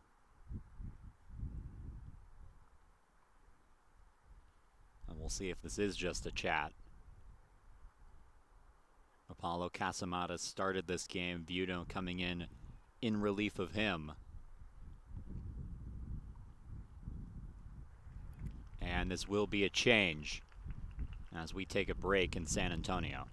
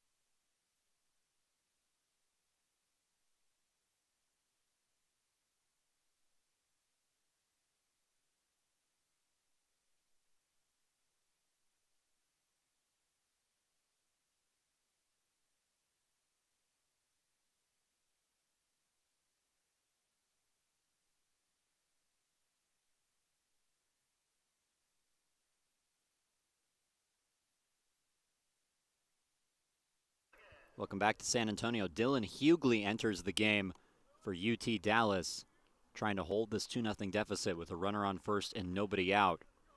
Baker, the 9-hole hitter, reached with a 4-pitch walk, so it brings up the leadoff man, Max Milligan. Milligan 1 for 2 today. He's walked, singled, and struck out as he drops that bunt foul for strike 1. And perhaps trying to catch the new pitcher sleeping just a little bit right there. Trying to drop that down the third base line. Unfortunately for him, just rolls a little bit foul, and that element of surprise now out of the picture. We'll see if he tries it again. He does, and pulls it back to make it 1-1. So the bunt staying on here in San Antonio, and in a 2-0 ball game. Now that run support certainly going to be sought out by this coaching staff. Later innings trying to pad this cushion a little bit more and get Baker over to scoring position. This bunt grounded fair. Hughley makes the throw for out number 1, and the sacrifice is complete as Baker heads to second. And a good job of getting the job done by Milligan right there. Puts it down and puts it down one of these foul lines. Hughley having to come off the mound, fields his position nicely and makes that strong throw over. Milligan didn't make it an easy play for him by any means, but was nonetheless willing to give up that out and move the runner into scoring position. Runner in scoring position for Caleb Woodward. 0 for 1 with a walk and a sacrifice bunt. Take strike 1. Tigers showing they're willing to play small ball. This is how they got their first run, when it was Milligan that came across to score.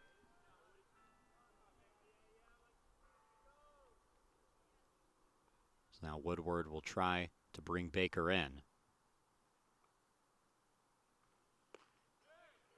Strike called, upper edge.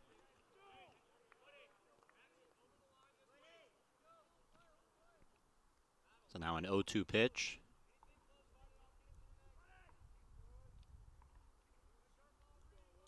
One down in the inning after the sacrifice bunt. Outside, a good take from Woodward. Yeah, but a very good spot from Hughley right there. Up and away, trying to start the hands of the young hitter. But inexperience, not an issue for Woodward at the moment.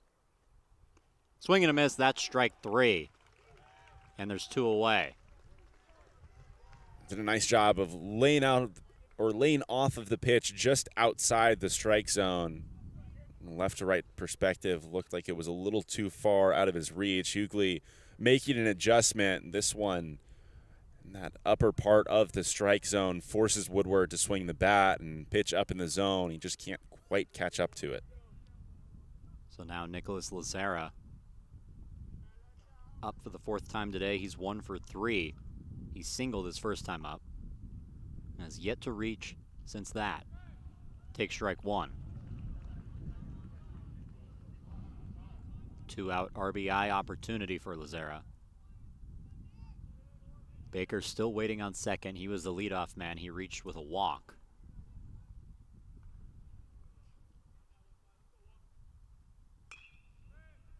Grounded foul to the third base coach, Joey Deering. Showing off his hands down there at third base. Not a scorcher by any means, but perhaps a little out of practice. Doesn't have any issue with that one. Getting into the rhythm of things.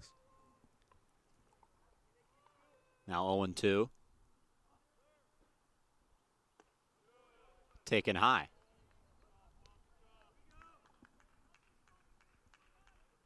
Trinity trying to extend their lead. They've had multiple opportunities to do so. Haven't been able to, as this has remained 2-0.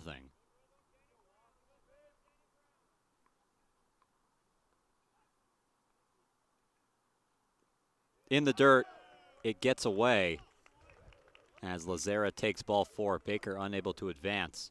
I think that one got Lazara in the front leg. Otherwise, Baker certainly would have had enough of a jump on that one to advance the 90 feet. So it is a hit by pitch. Lazara takes first base. That explains why Baker doesn't decide to advance as Holloway, the cleanup hitter, comes up. Still 2 down, now runners on first and second.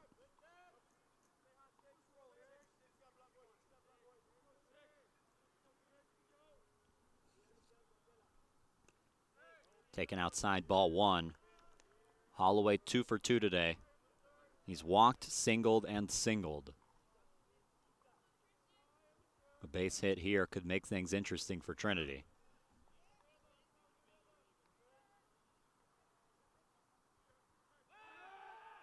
As they check on Baker, interesting from the shortstop Munoz, lined up all the way into the outfield grass. Yeah, a couple times Holloway has put the ball deep in the hole over there at the 6th spot. I think trying to avoid that. Even if he's not able to make the throw over to first to get the final out here, he wants to do his best to keep things in the infield and avoid another run coming across for Trinity. Hit foul into the UT Dallas bullpen. That's a good point. Both of Holloway's base hits coming through that hole.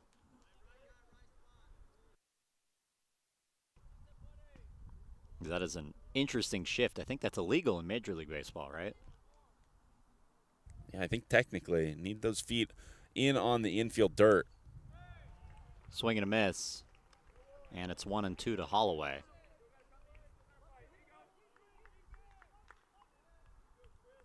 Holloway having a remarkable season in terms of RBIs.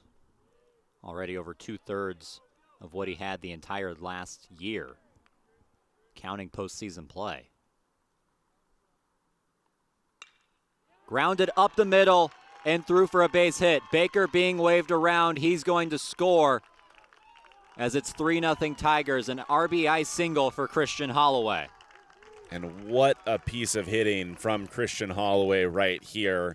Sees this pitch behind in the count. It's a breaking ball that just hangs up, and Hughley has to dug just out of the way. A hot shot right up the middle as Christian Holloway sends it right back where it came from. So the Tigers able to capitalize with 2 outs in an RBI opportunity. Lazera takes third. Holloway stays at first with runners at the corners. Still 2 down in the inning. Alex Monson, the DH, out. Monson 0 for 2. He was hit by a pitch the last time he batted as he takes strike 1.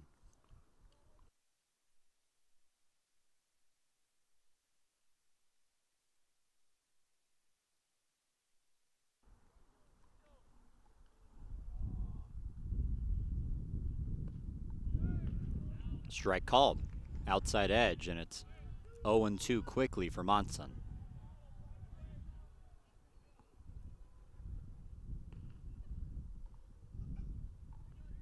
Still working with runners at the corners. We talked about it at the top of this inning.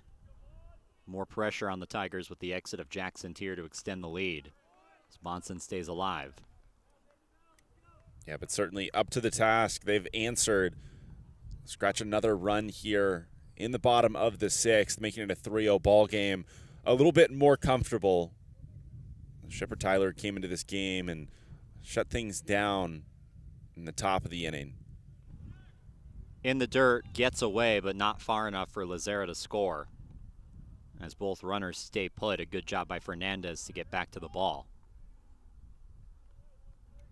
And mentioning Shepard Tyler's name, interesting, he's back in the bullpen. Felt like he was up and ready to go really quickly, and we've talked about him a lot on Tiger Network with that different arm angle and delivery. He is someone that really prides himself on being available pretty much at any moment necessary. He can throw several times in a given weekend, isn't concerned with pitch counts, and maybe proving very useful as they needed an arm pretty much immediately. Jackson Tier is a guy that went in a complete game last weekend. Close pitch, no call. As Monson will stay in the batter's box with a 2-2 count. I don't think that the coaching staff was particularly ready to yank him out of this one, but Shepard Tyler, ready when his name was called, did a very nice job here this afternoon, coming in and getting the inning to end quickly. Hit in the air to deep right field. Back at the wall, it's gone. A 3-run homer for Alex Monson doubles the Tiger lead. It's 6-0. Yeah, and a little bit more of a sure shot on this one. Monson putting an absolute charge into the baseball here in San Antonio and sending it out over that right field wall.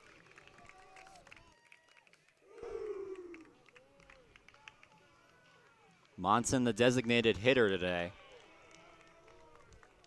Also works as a catcher, but unusual that you see him behind the dish. He's in the lineup for his bat, and he shows why. That sneaks over the right field wall, extending the Tigers' lead to 6, as Harris swings and misses over that. But we talked about the question of whether they could extend the lead. Question answered, a 4-run inning. And it's happened rather quickly here in San Antonio. Monson was down 0-2 very quickly in that at-bat, as Harris strikes out. Inning over, but the damage done already. A 4-run spot put up by the Tigers as they lead by 6.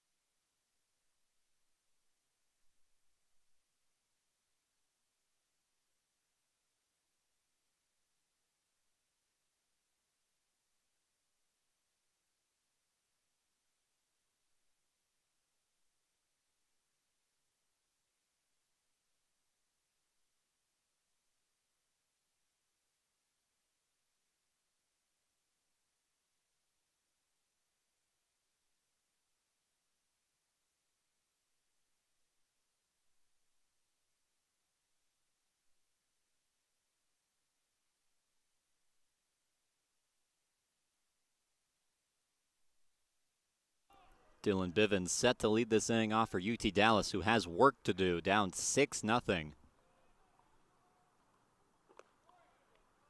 was ball 1 thrown by Shepard Tyler, who re-enters this game.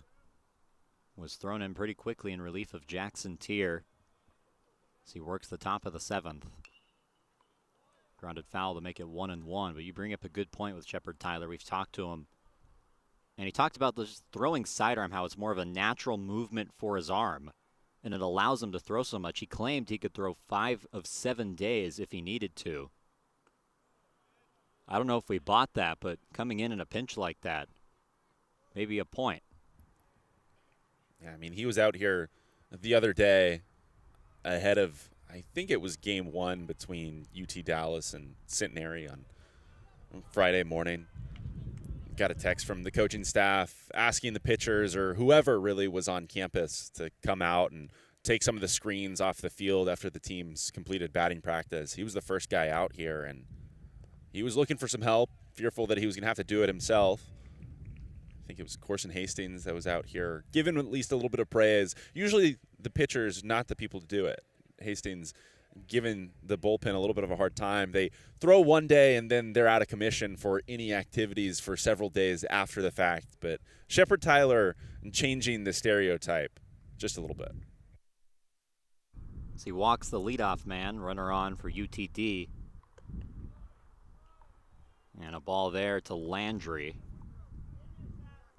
Landry 0 for 2. He struck out the last time he was up, both of those at-bats against Jackson Tier, who left this game with some kind of arm injury.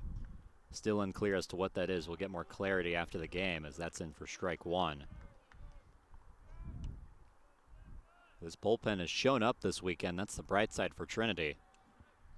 It's been a question coming in, particularly if you look at that Whitewater series. So that's fouled to the screen. Or it was mostly the bullpen throwing those first two games. They allow a combined 35 runs. But this weekend, it hasn't been an issue.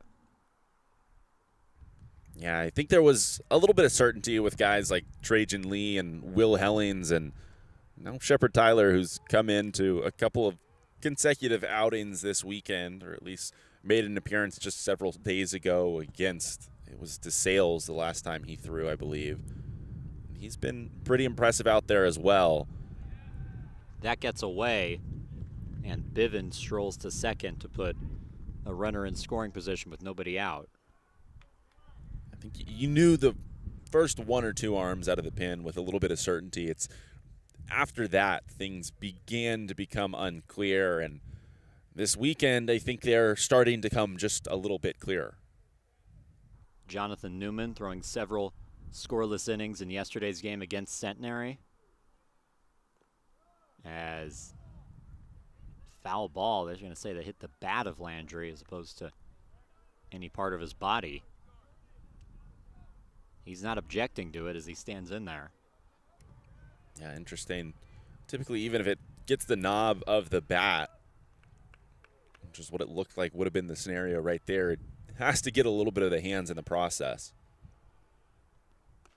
Swing and a miss. That's strike three, and Landry represents the first out of this inning. Yeah, and that pitch on the inside part of the plate that made whatever contact, just a result of the approach Shepard Tyler was taking right there, trying to hammer in on the hands of Landry, and ultimately he prevails. A very nice location right there, and Landry can't get the barrel around to catch up with it. We'll see if this is a chat and a change. We've referenced it. Multiple arms warming up for the Tigers in their bullpen. We'll see if one of them is ready to come in for Shepard Tyler. So far, the indication is it's just a talk between Coach Smith and Nick Lazera and the pitcher Tyler, who will in fact remain in this game. The strikeout from Landry, the first out of this inning. Tyler still working with a runner in scoring position, but now a 6-run lead due to a 4-run inning put up by the Tigers in the 6th. As Nico Fernandez, the catcher, up now. Swing and a miss, strike one. Still only the 2 hits on the day for Comet hitting. Fernandez has one of them. He's singled against Jackson Tier.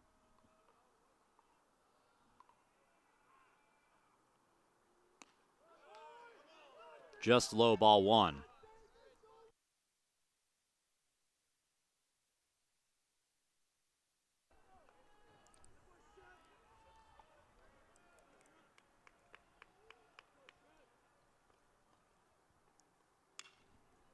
Fouled off. 1-2. And I don't know if this is an everyday occurrence. Obviously, we don't have the access to be out here at the ballpark quite frequently.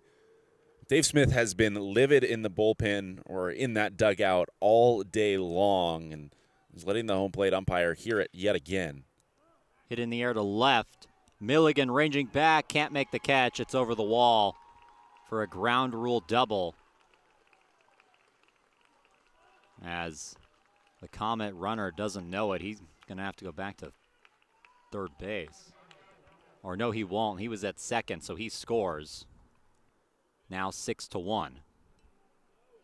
Yeah, for a split second, I thought he might have to go back to first as well. He was still only rounding third base when that ball had clearly cleared the fence, but it's because he saw Milligan out there in left field tracking back. Looked like he might have an opportunity to secure it. Certainly didn't want to get doubled up right there, but instead he's able to come around and score quite easily as the Comets finally do get onto the board. An RBI double for Nico Fernandez, his second hit of the game. The third for UT Dallas total. As the DH Coltharp in. Take strike one. Now an 0-2 count to Coltharp.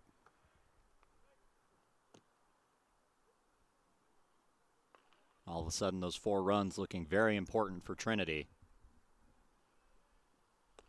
Swing and a miss, strike 3. Second strikeout for Shepard Tyler in this inning, and there's 2 away.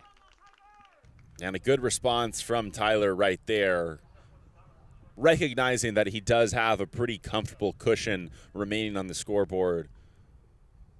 Can continue with the luxury of just coming right at these Comet hitters, and he does so against Coltharp right there, especially important in the bottom half of this order. Don't want to mess around by allowing anyone on base with any free passes. Important to at least work ahead in these counts. Now the 8-hitter Munoz, who struck out both times he faced Jackson Tier. Now ahead 2-0.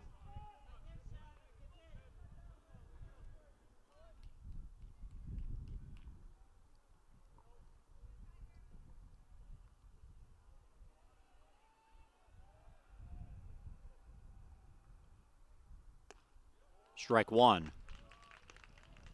This is the 4th game that Texas Dallas has played this weekend. 2 of them against Centenary College of Louisiana. And this being the 2nd against Trinity.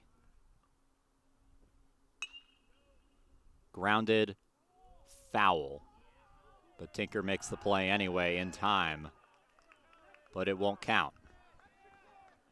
He'll still get some love from his teammates in the dugout. Impressive play right there, and maybe they would have wanted that one to count. It would have been close.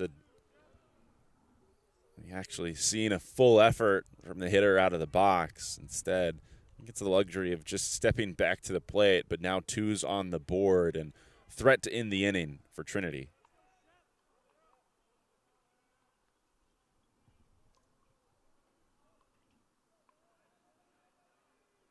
Two-two pitch. Outside, full count.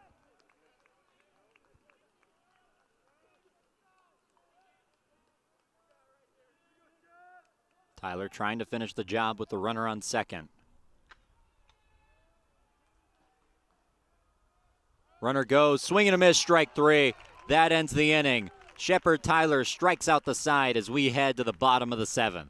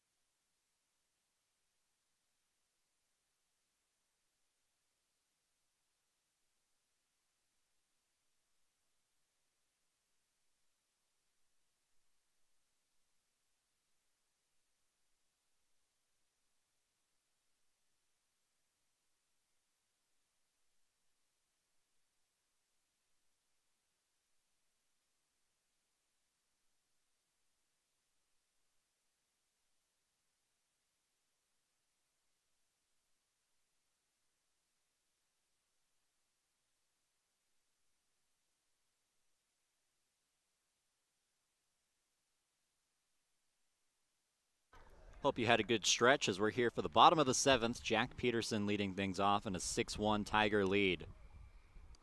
So he goes against Dylan Hughley, who's out for his 2nd inning.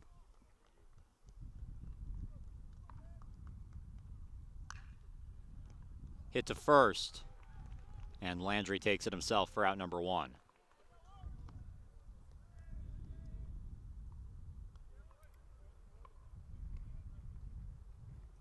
What has been a very close one all afternoon long outside of a bottom of the 6th that has really opened things up here in San Antonio. Hughley, unfortunately, has come into a couple of games here at Trinity. First, a couple of days ago against Centenary College, game which he ultimately walked away with improvements to his statistics in some regard. He got the win in that game, but it was not in very pretty fashion. And coming into this one, this Trinity offense has also made him pay. Hughley allowing Centenary to take the lead in the top of the 8th before the Comets scored 2 in the bottom to eventually get the win. So Hughley recording the win in that game. That's just how baseball statistics work sometimes. Trying to rebound against the Tigers, hold this deficit, give his offense a chance.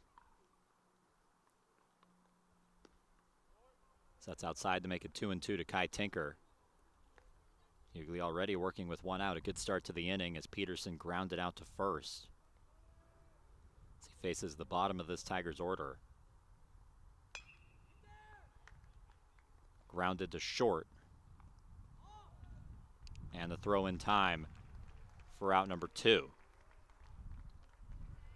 Hughley, after that home run given up in the bottom of the 6th, responded by operating very, very quickly, retiring the final out necessary, and is continuing to do so here in the bottom of the 7th. A couple of nice ground balls that he's induced on the mound, and just now 1 out away from getting out of this inning. As the 9-hole hitter, Jack Baker, takes ball 1. Baker 0 for 2 has walked and scored as well as he takes ball 2. Yeah, good spot right there from Hughley, but both sides of this one probably not super satisfied as the Comet pitcher not getting the call this time around. It was the last half inning where Shepard Tyler didn't get a call in a similar spot, and Trinity dugout was letting the home plate umpire hear it. Strike inside as it's now a 3-1 count to Baker. Ball 4 and a 2-out walk. Good job from Baker, who today moves down into that 9-hole. It's his now 2nd consecutive walk here this afternoon. Very good job of remaining patient at the plate and doing a job to turn the lineup over. Turns it over to Max Milligan, who's 1 for 2 today. Milligan has singled, struck out, walked, and recorded a sacrifice bunt on his afternoon.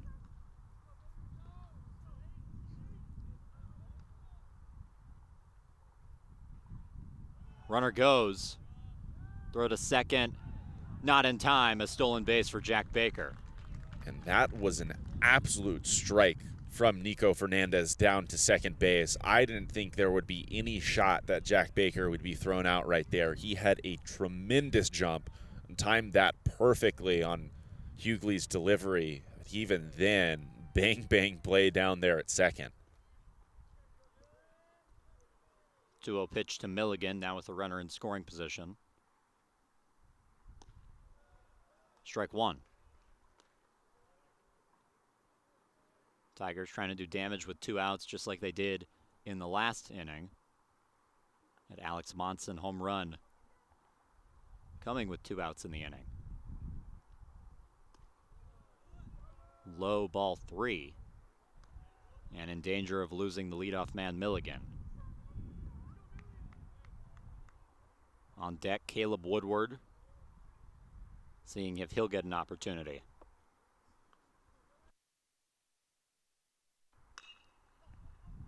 Grounded to short, or second I should say, and that will end the inning.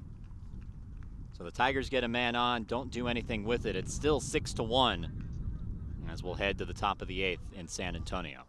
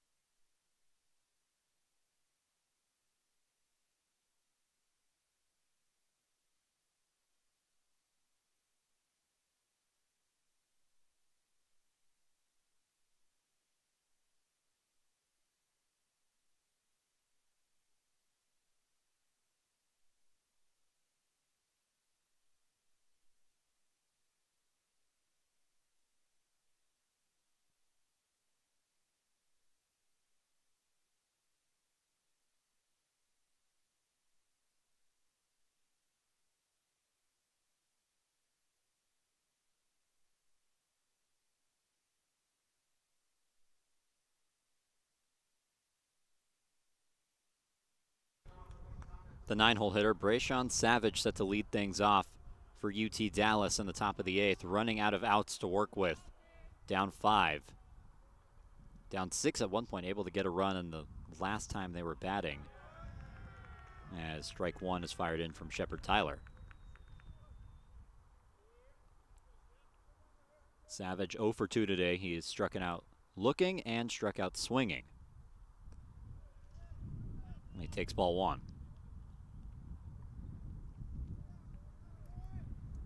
Yeah, his first look at Shepard Tyler here in this one, trying to find a different result. Fouled off 1 and 2. First look against Shepard Tyler can often be quite tumultuous for any batter. Sidearm pitcher really changes the eye level, and that's something that he explained to us earlier in the year. Hit high to right, Woodward there, and 1 away. But Savage, having only those 2 plate appearances to this point, I think again, just pointing to the job that this Trinity staff has done this afternoon. Shepard Tyler picking up right where Jackson Tier left off, limiting the damage in the top half of the 7th. Still just 3 hits on the board for UT Dallas, and this is a Trinity team that has been very, very good across the board. Still no errors out on that scoreboard, not that many free passes handed out. They have done a very impressive job of just making this Comet offense beat them. Hit to right, and it falls as the leadoff man, Lucas Rexon, is aboard with his first hit of the day. That's exactly what Rexon does right there. He beats Shepard Tyler with a pitch a little in on his hands. Can't do all that much with it, but is able to find some green space out there in right field between Woodward and Colt Harris. As Albert Garza works with a runner on first base, 1 down in the inning. Something very important happened in Brayshawn Savage's at-bat. That was the first fly out to an outfielder UT Dallas has hit. So kind of random, but weird that we are in the 8th inning and that's the first time that it's happened.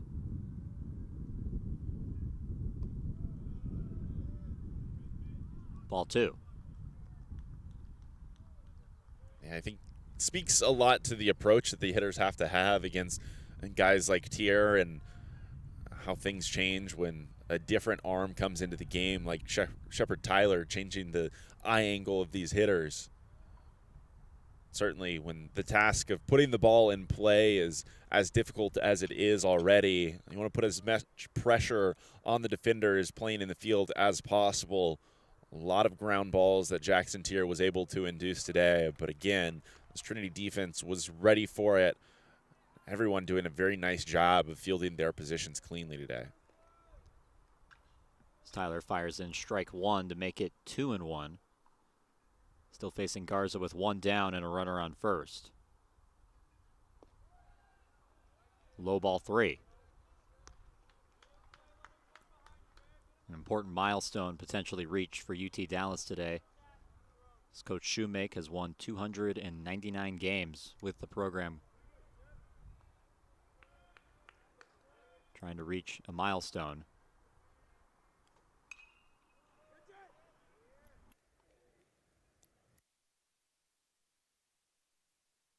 Correction, Shoemake has actually won 599 games, going for number 600, so quite a bit more. A milestone nonetheless, but an extra 400 wins in there.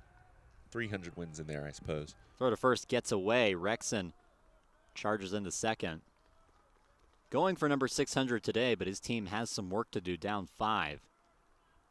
And only 2 innings to do it. Now a runner in scoring position for the Comets. Come into this game with an impressive record. 2 wins against Centenary, a loss against Trinity on this trip to San Antonio. As that's outside, ball 4, and Garza takes his 2nd consecutive walk. Again, can talk about good walks and bad walks. This one kind of an in-between variety right there, as it's going to signal the end of Shepard Tyler's day. Had the opportunity to get the second out of the inning, but in the process of that at-bat, wild throw over to first allows the runner to advance. It frees open that first base.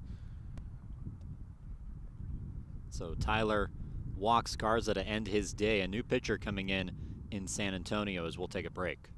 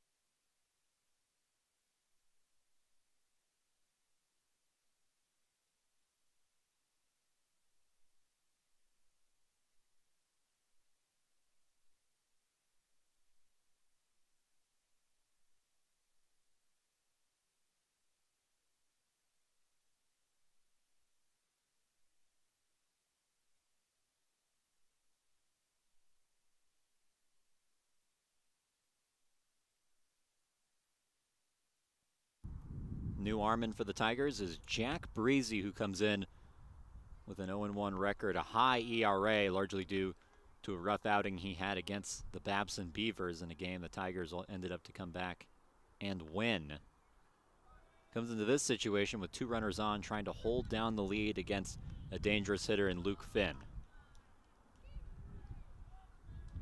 Finn 0 for 2 today, grounded into a fielder's choice the last time he was up. He's also struck out. Ball 1 high. And despite a couple of rough outings, Breezy still in good favor with his coaches, earning this appearance, final game of this series, and what is a relatively high leverage situation still. As UTD is trying to crawl back into things, a couple runners on base. Ultimately, I think it's a pretty good spot for him. You know, that you mentioned that Babson game. The last time we saw him was midweek. He got the start against the University of Mary Hardin-Baylor. Got hit a little bit in that one, but I think he's really at danger when teams start to see him a second or third time through the order. So he fires strike 1. Yeah, that start against Mary Hardin-Baylor, pretty solid for the first 3 innings. It was that 4th one that started to get away from him when UMHB had seen him twice already. It's the first UT Dallas is seeing of him. Swing and a miss, strike 2. Yeah, and it really felt like in that affair, it was that breaking ball that they started to get a good feel for, and that was what he was punished on the absolute most, just leaving it over the plate a bit too much, and they began to recognize it and take some healthy hacks at it. Swing and a miss, strike 3. 2 down in the inning as Breezy strikes out the first batter he sees. Advantage Breezy has the upper hand as Finn likely not all that familiar with him as he steps into the batter's box right there, ultimately able to finish the job, and now just 1 out away from heading to the bottom of the 8th. Dylan Bivens, the cleanup hitter, now in for UT Dallas. He takes ball 1. Breezy working through the really tough part of this Dallas lineup.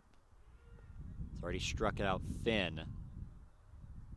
Now going for Bivens with 2 down. Strike 1.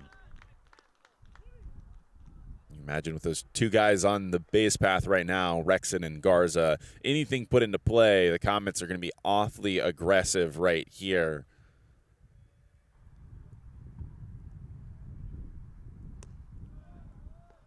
Ball 2. Breezy working with 2 runners on, inherited from Shepard Tyler. Came in relief of the starter Jackson Tier. Did he go? Yes. And it's 2-2. And a good job right there of changing eye level, a little higher up in the zone. Bivens, who's shown his power, knows that's right in his wheelhouse, just couldn't start the hands quite quickly enough, and ultimately that barrel broke the plane. High and outside, and that brings the count full. In danger of losing Bivens with 2 down in the inning. A walk would load the bases. First baseman Zach Landry waits on deck. Runners go. Strike 3 called. Breezy gets him looking to end the inning, and he's fired up as he heads back to the dugout. Still 6-1 in San Antonio.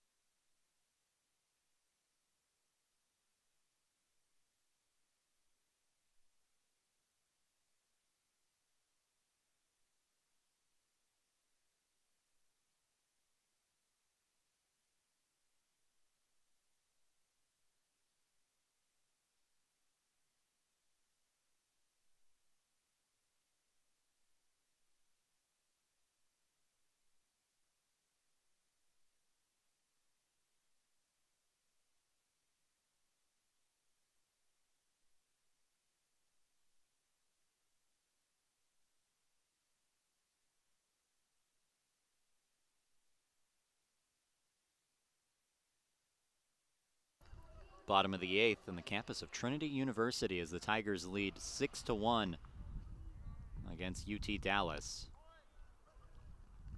As Caleb Woodward takes strike 1. Woodward 0 for 2 today. Struck out the last time he was up. And takes ball 1 to even the count at 1 apiece. These two teams familiar with each other. We discussed it on the broadcast yesterday.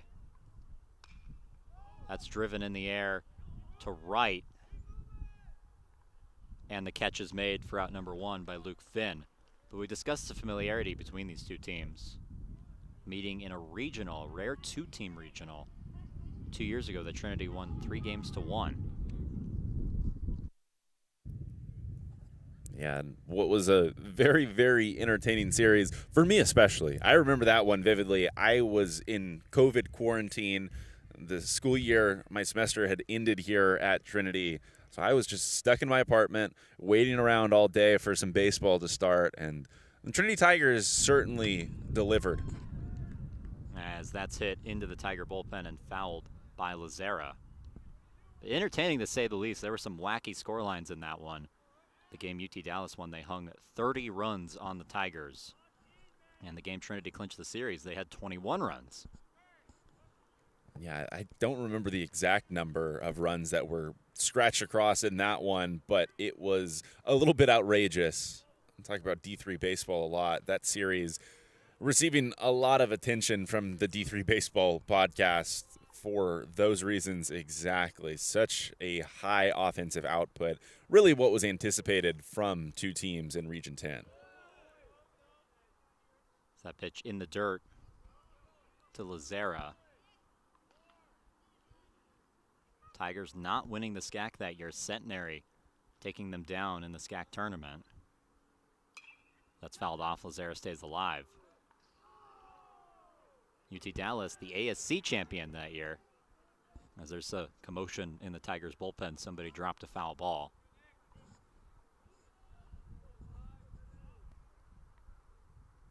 Comets trying to get back on top in the ASC.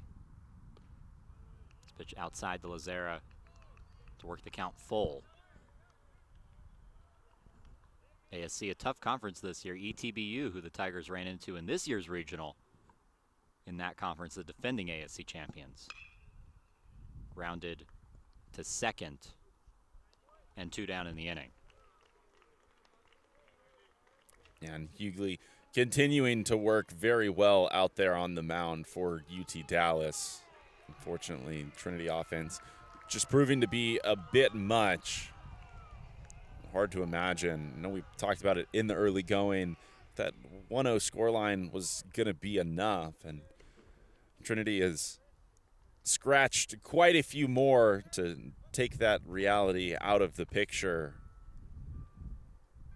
I think even here, limiting this offense to 6 runs, quite a feat, especially when you consider the fact that really this UT Dallas team is at the back end of their bullpen. Popped up, and the catch made by the first baseman Landry to end the inning. We head to the 9th, UT Dallas down to their final 3 outs in a 5-run hole.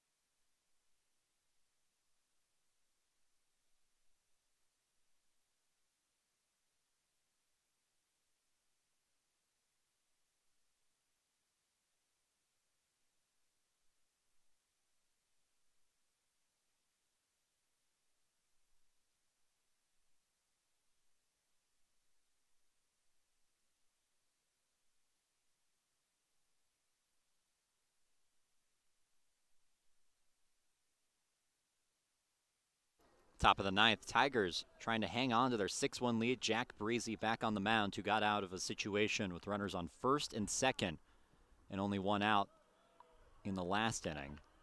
He faces the first baseman, Zach Landry. Landry 0 for 2. He's struck out the last 2 times he's been up. Take strike 1.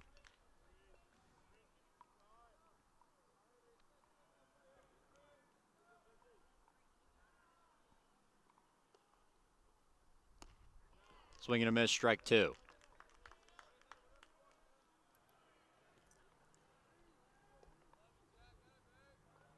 Breezy trying to retire the leadoff man in this inning. Inside, it'll have to wait. Coming down the stretch here, perhaps the last 3 outs of this ball game as a whole, unless Texas Dallas is set to do the near impossible of scoring 5 or more runs here in the top of the 9th. 2 things that we have to get to on the broadcast today, Cole. First of which, of course, being your birthday. Happy birthday on air. Very important that the viewers at home get that bit of information. That's grounded. A good play by Harris. Throw to first. In time. Holloway reaches out. What a play by Colt Harris at second. And there's 1 down in the 9th. We'll just call it a gift to you. Yeah, I think he heard you from up here. What a job from Colt Harris, who continues to flash his leather here in San Antonio. He's made some really nice plays over the course of the last few days. Another outstanding one right there, and a good job. I think typically you see a guy go to the ground trying to throw back against his body. They just overthrow it. He does a very good job of understanding the situation and just putting it on a spot. Driven way into the air, but falling to Woodward for out number 2. And now time really running out on us here in San Antonio. We'll have a little bit longer as baseball sneaks away, as Trinity throws it around. the SIDs have tasked me with anytime Jack Breezy is on the mound, we somehow have to work into the broadcast one of two. It ain't easy being Breezy, or it is in fact easy being Breezy. I think today is good proof of the latter, and we might have to keep it in our back pocket here at the end of things. Okay, I'll make sure to make a note of that. Is that strike one to the DH Coulthard? Fouls it off, and it's 1-2. UT Dallas down to their last strike.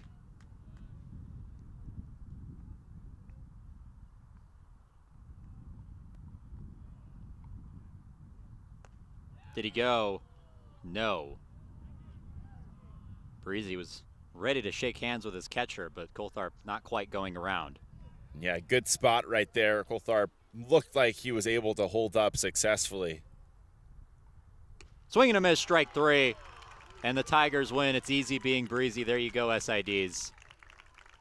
As Trinity sweeps the weekend set between UTD and Centenary, they move their record to 9-3. And what a performance this weekend by the bullpen.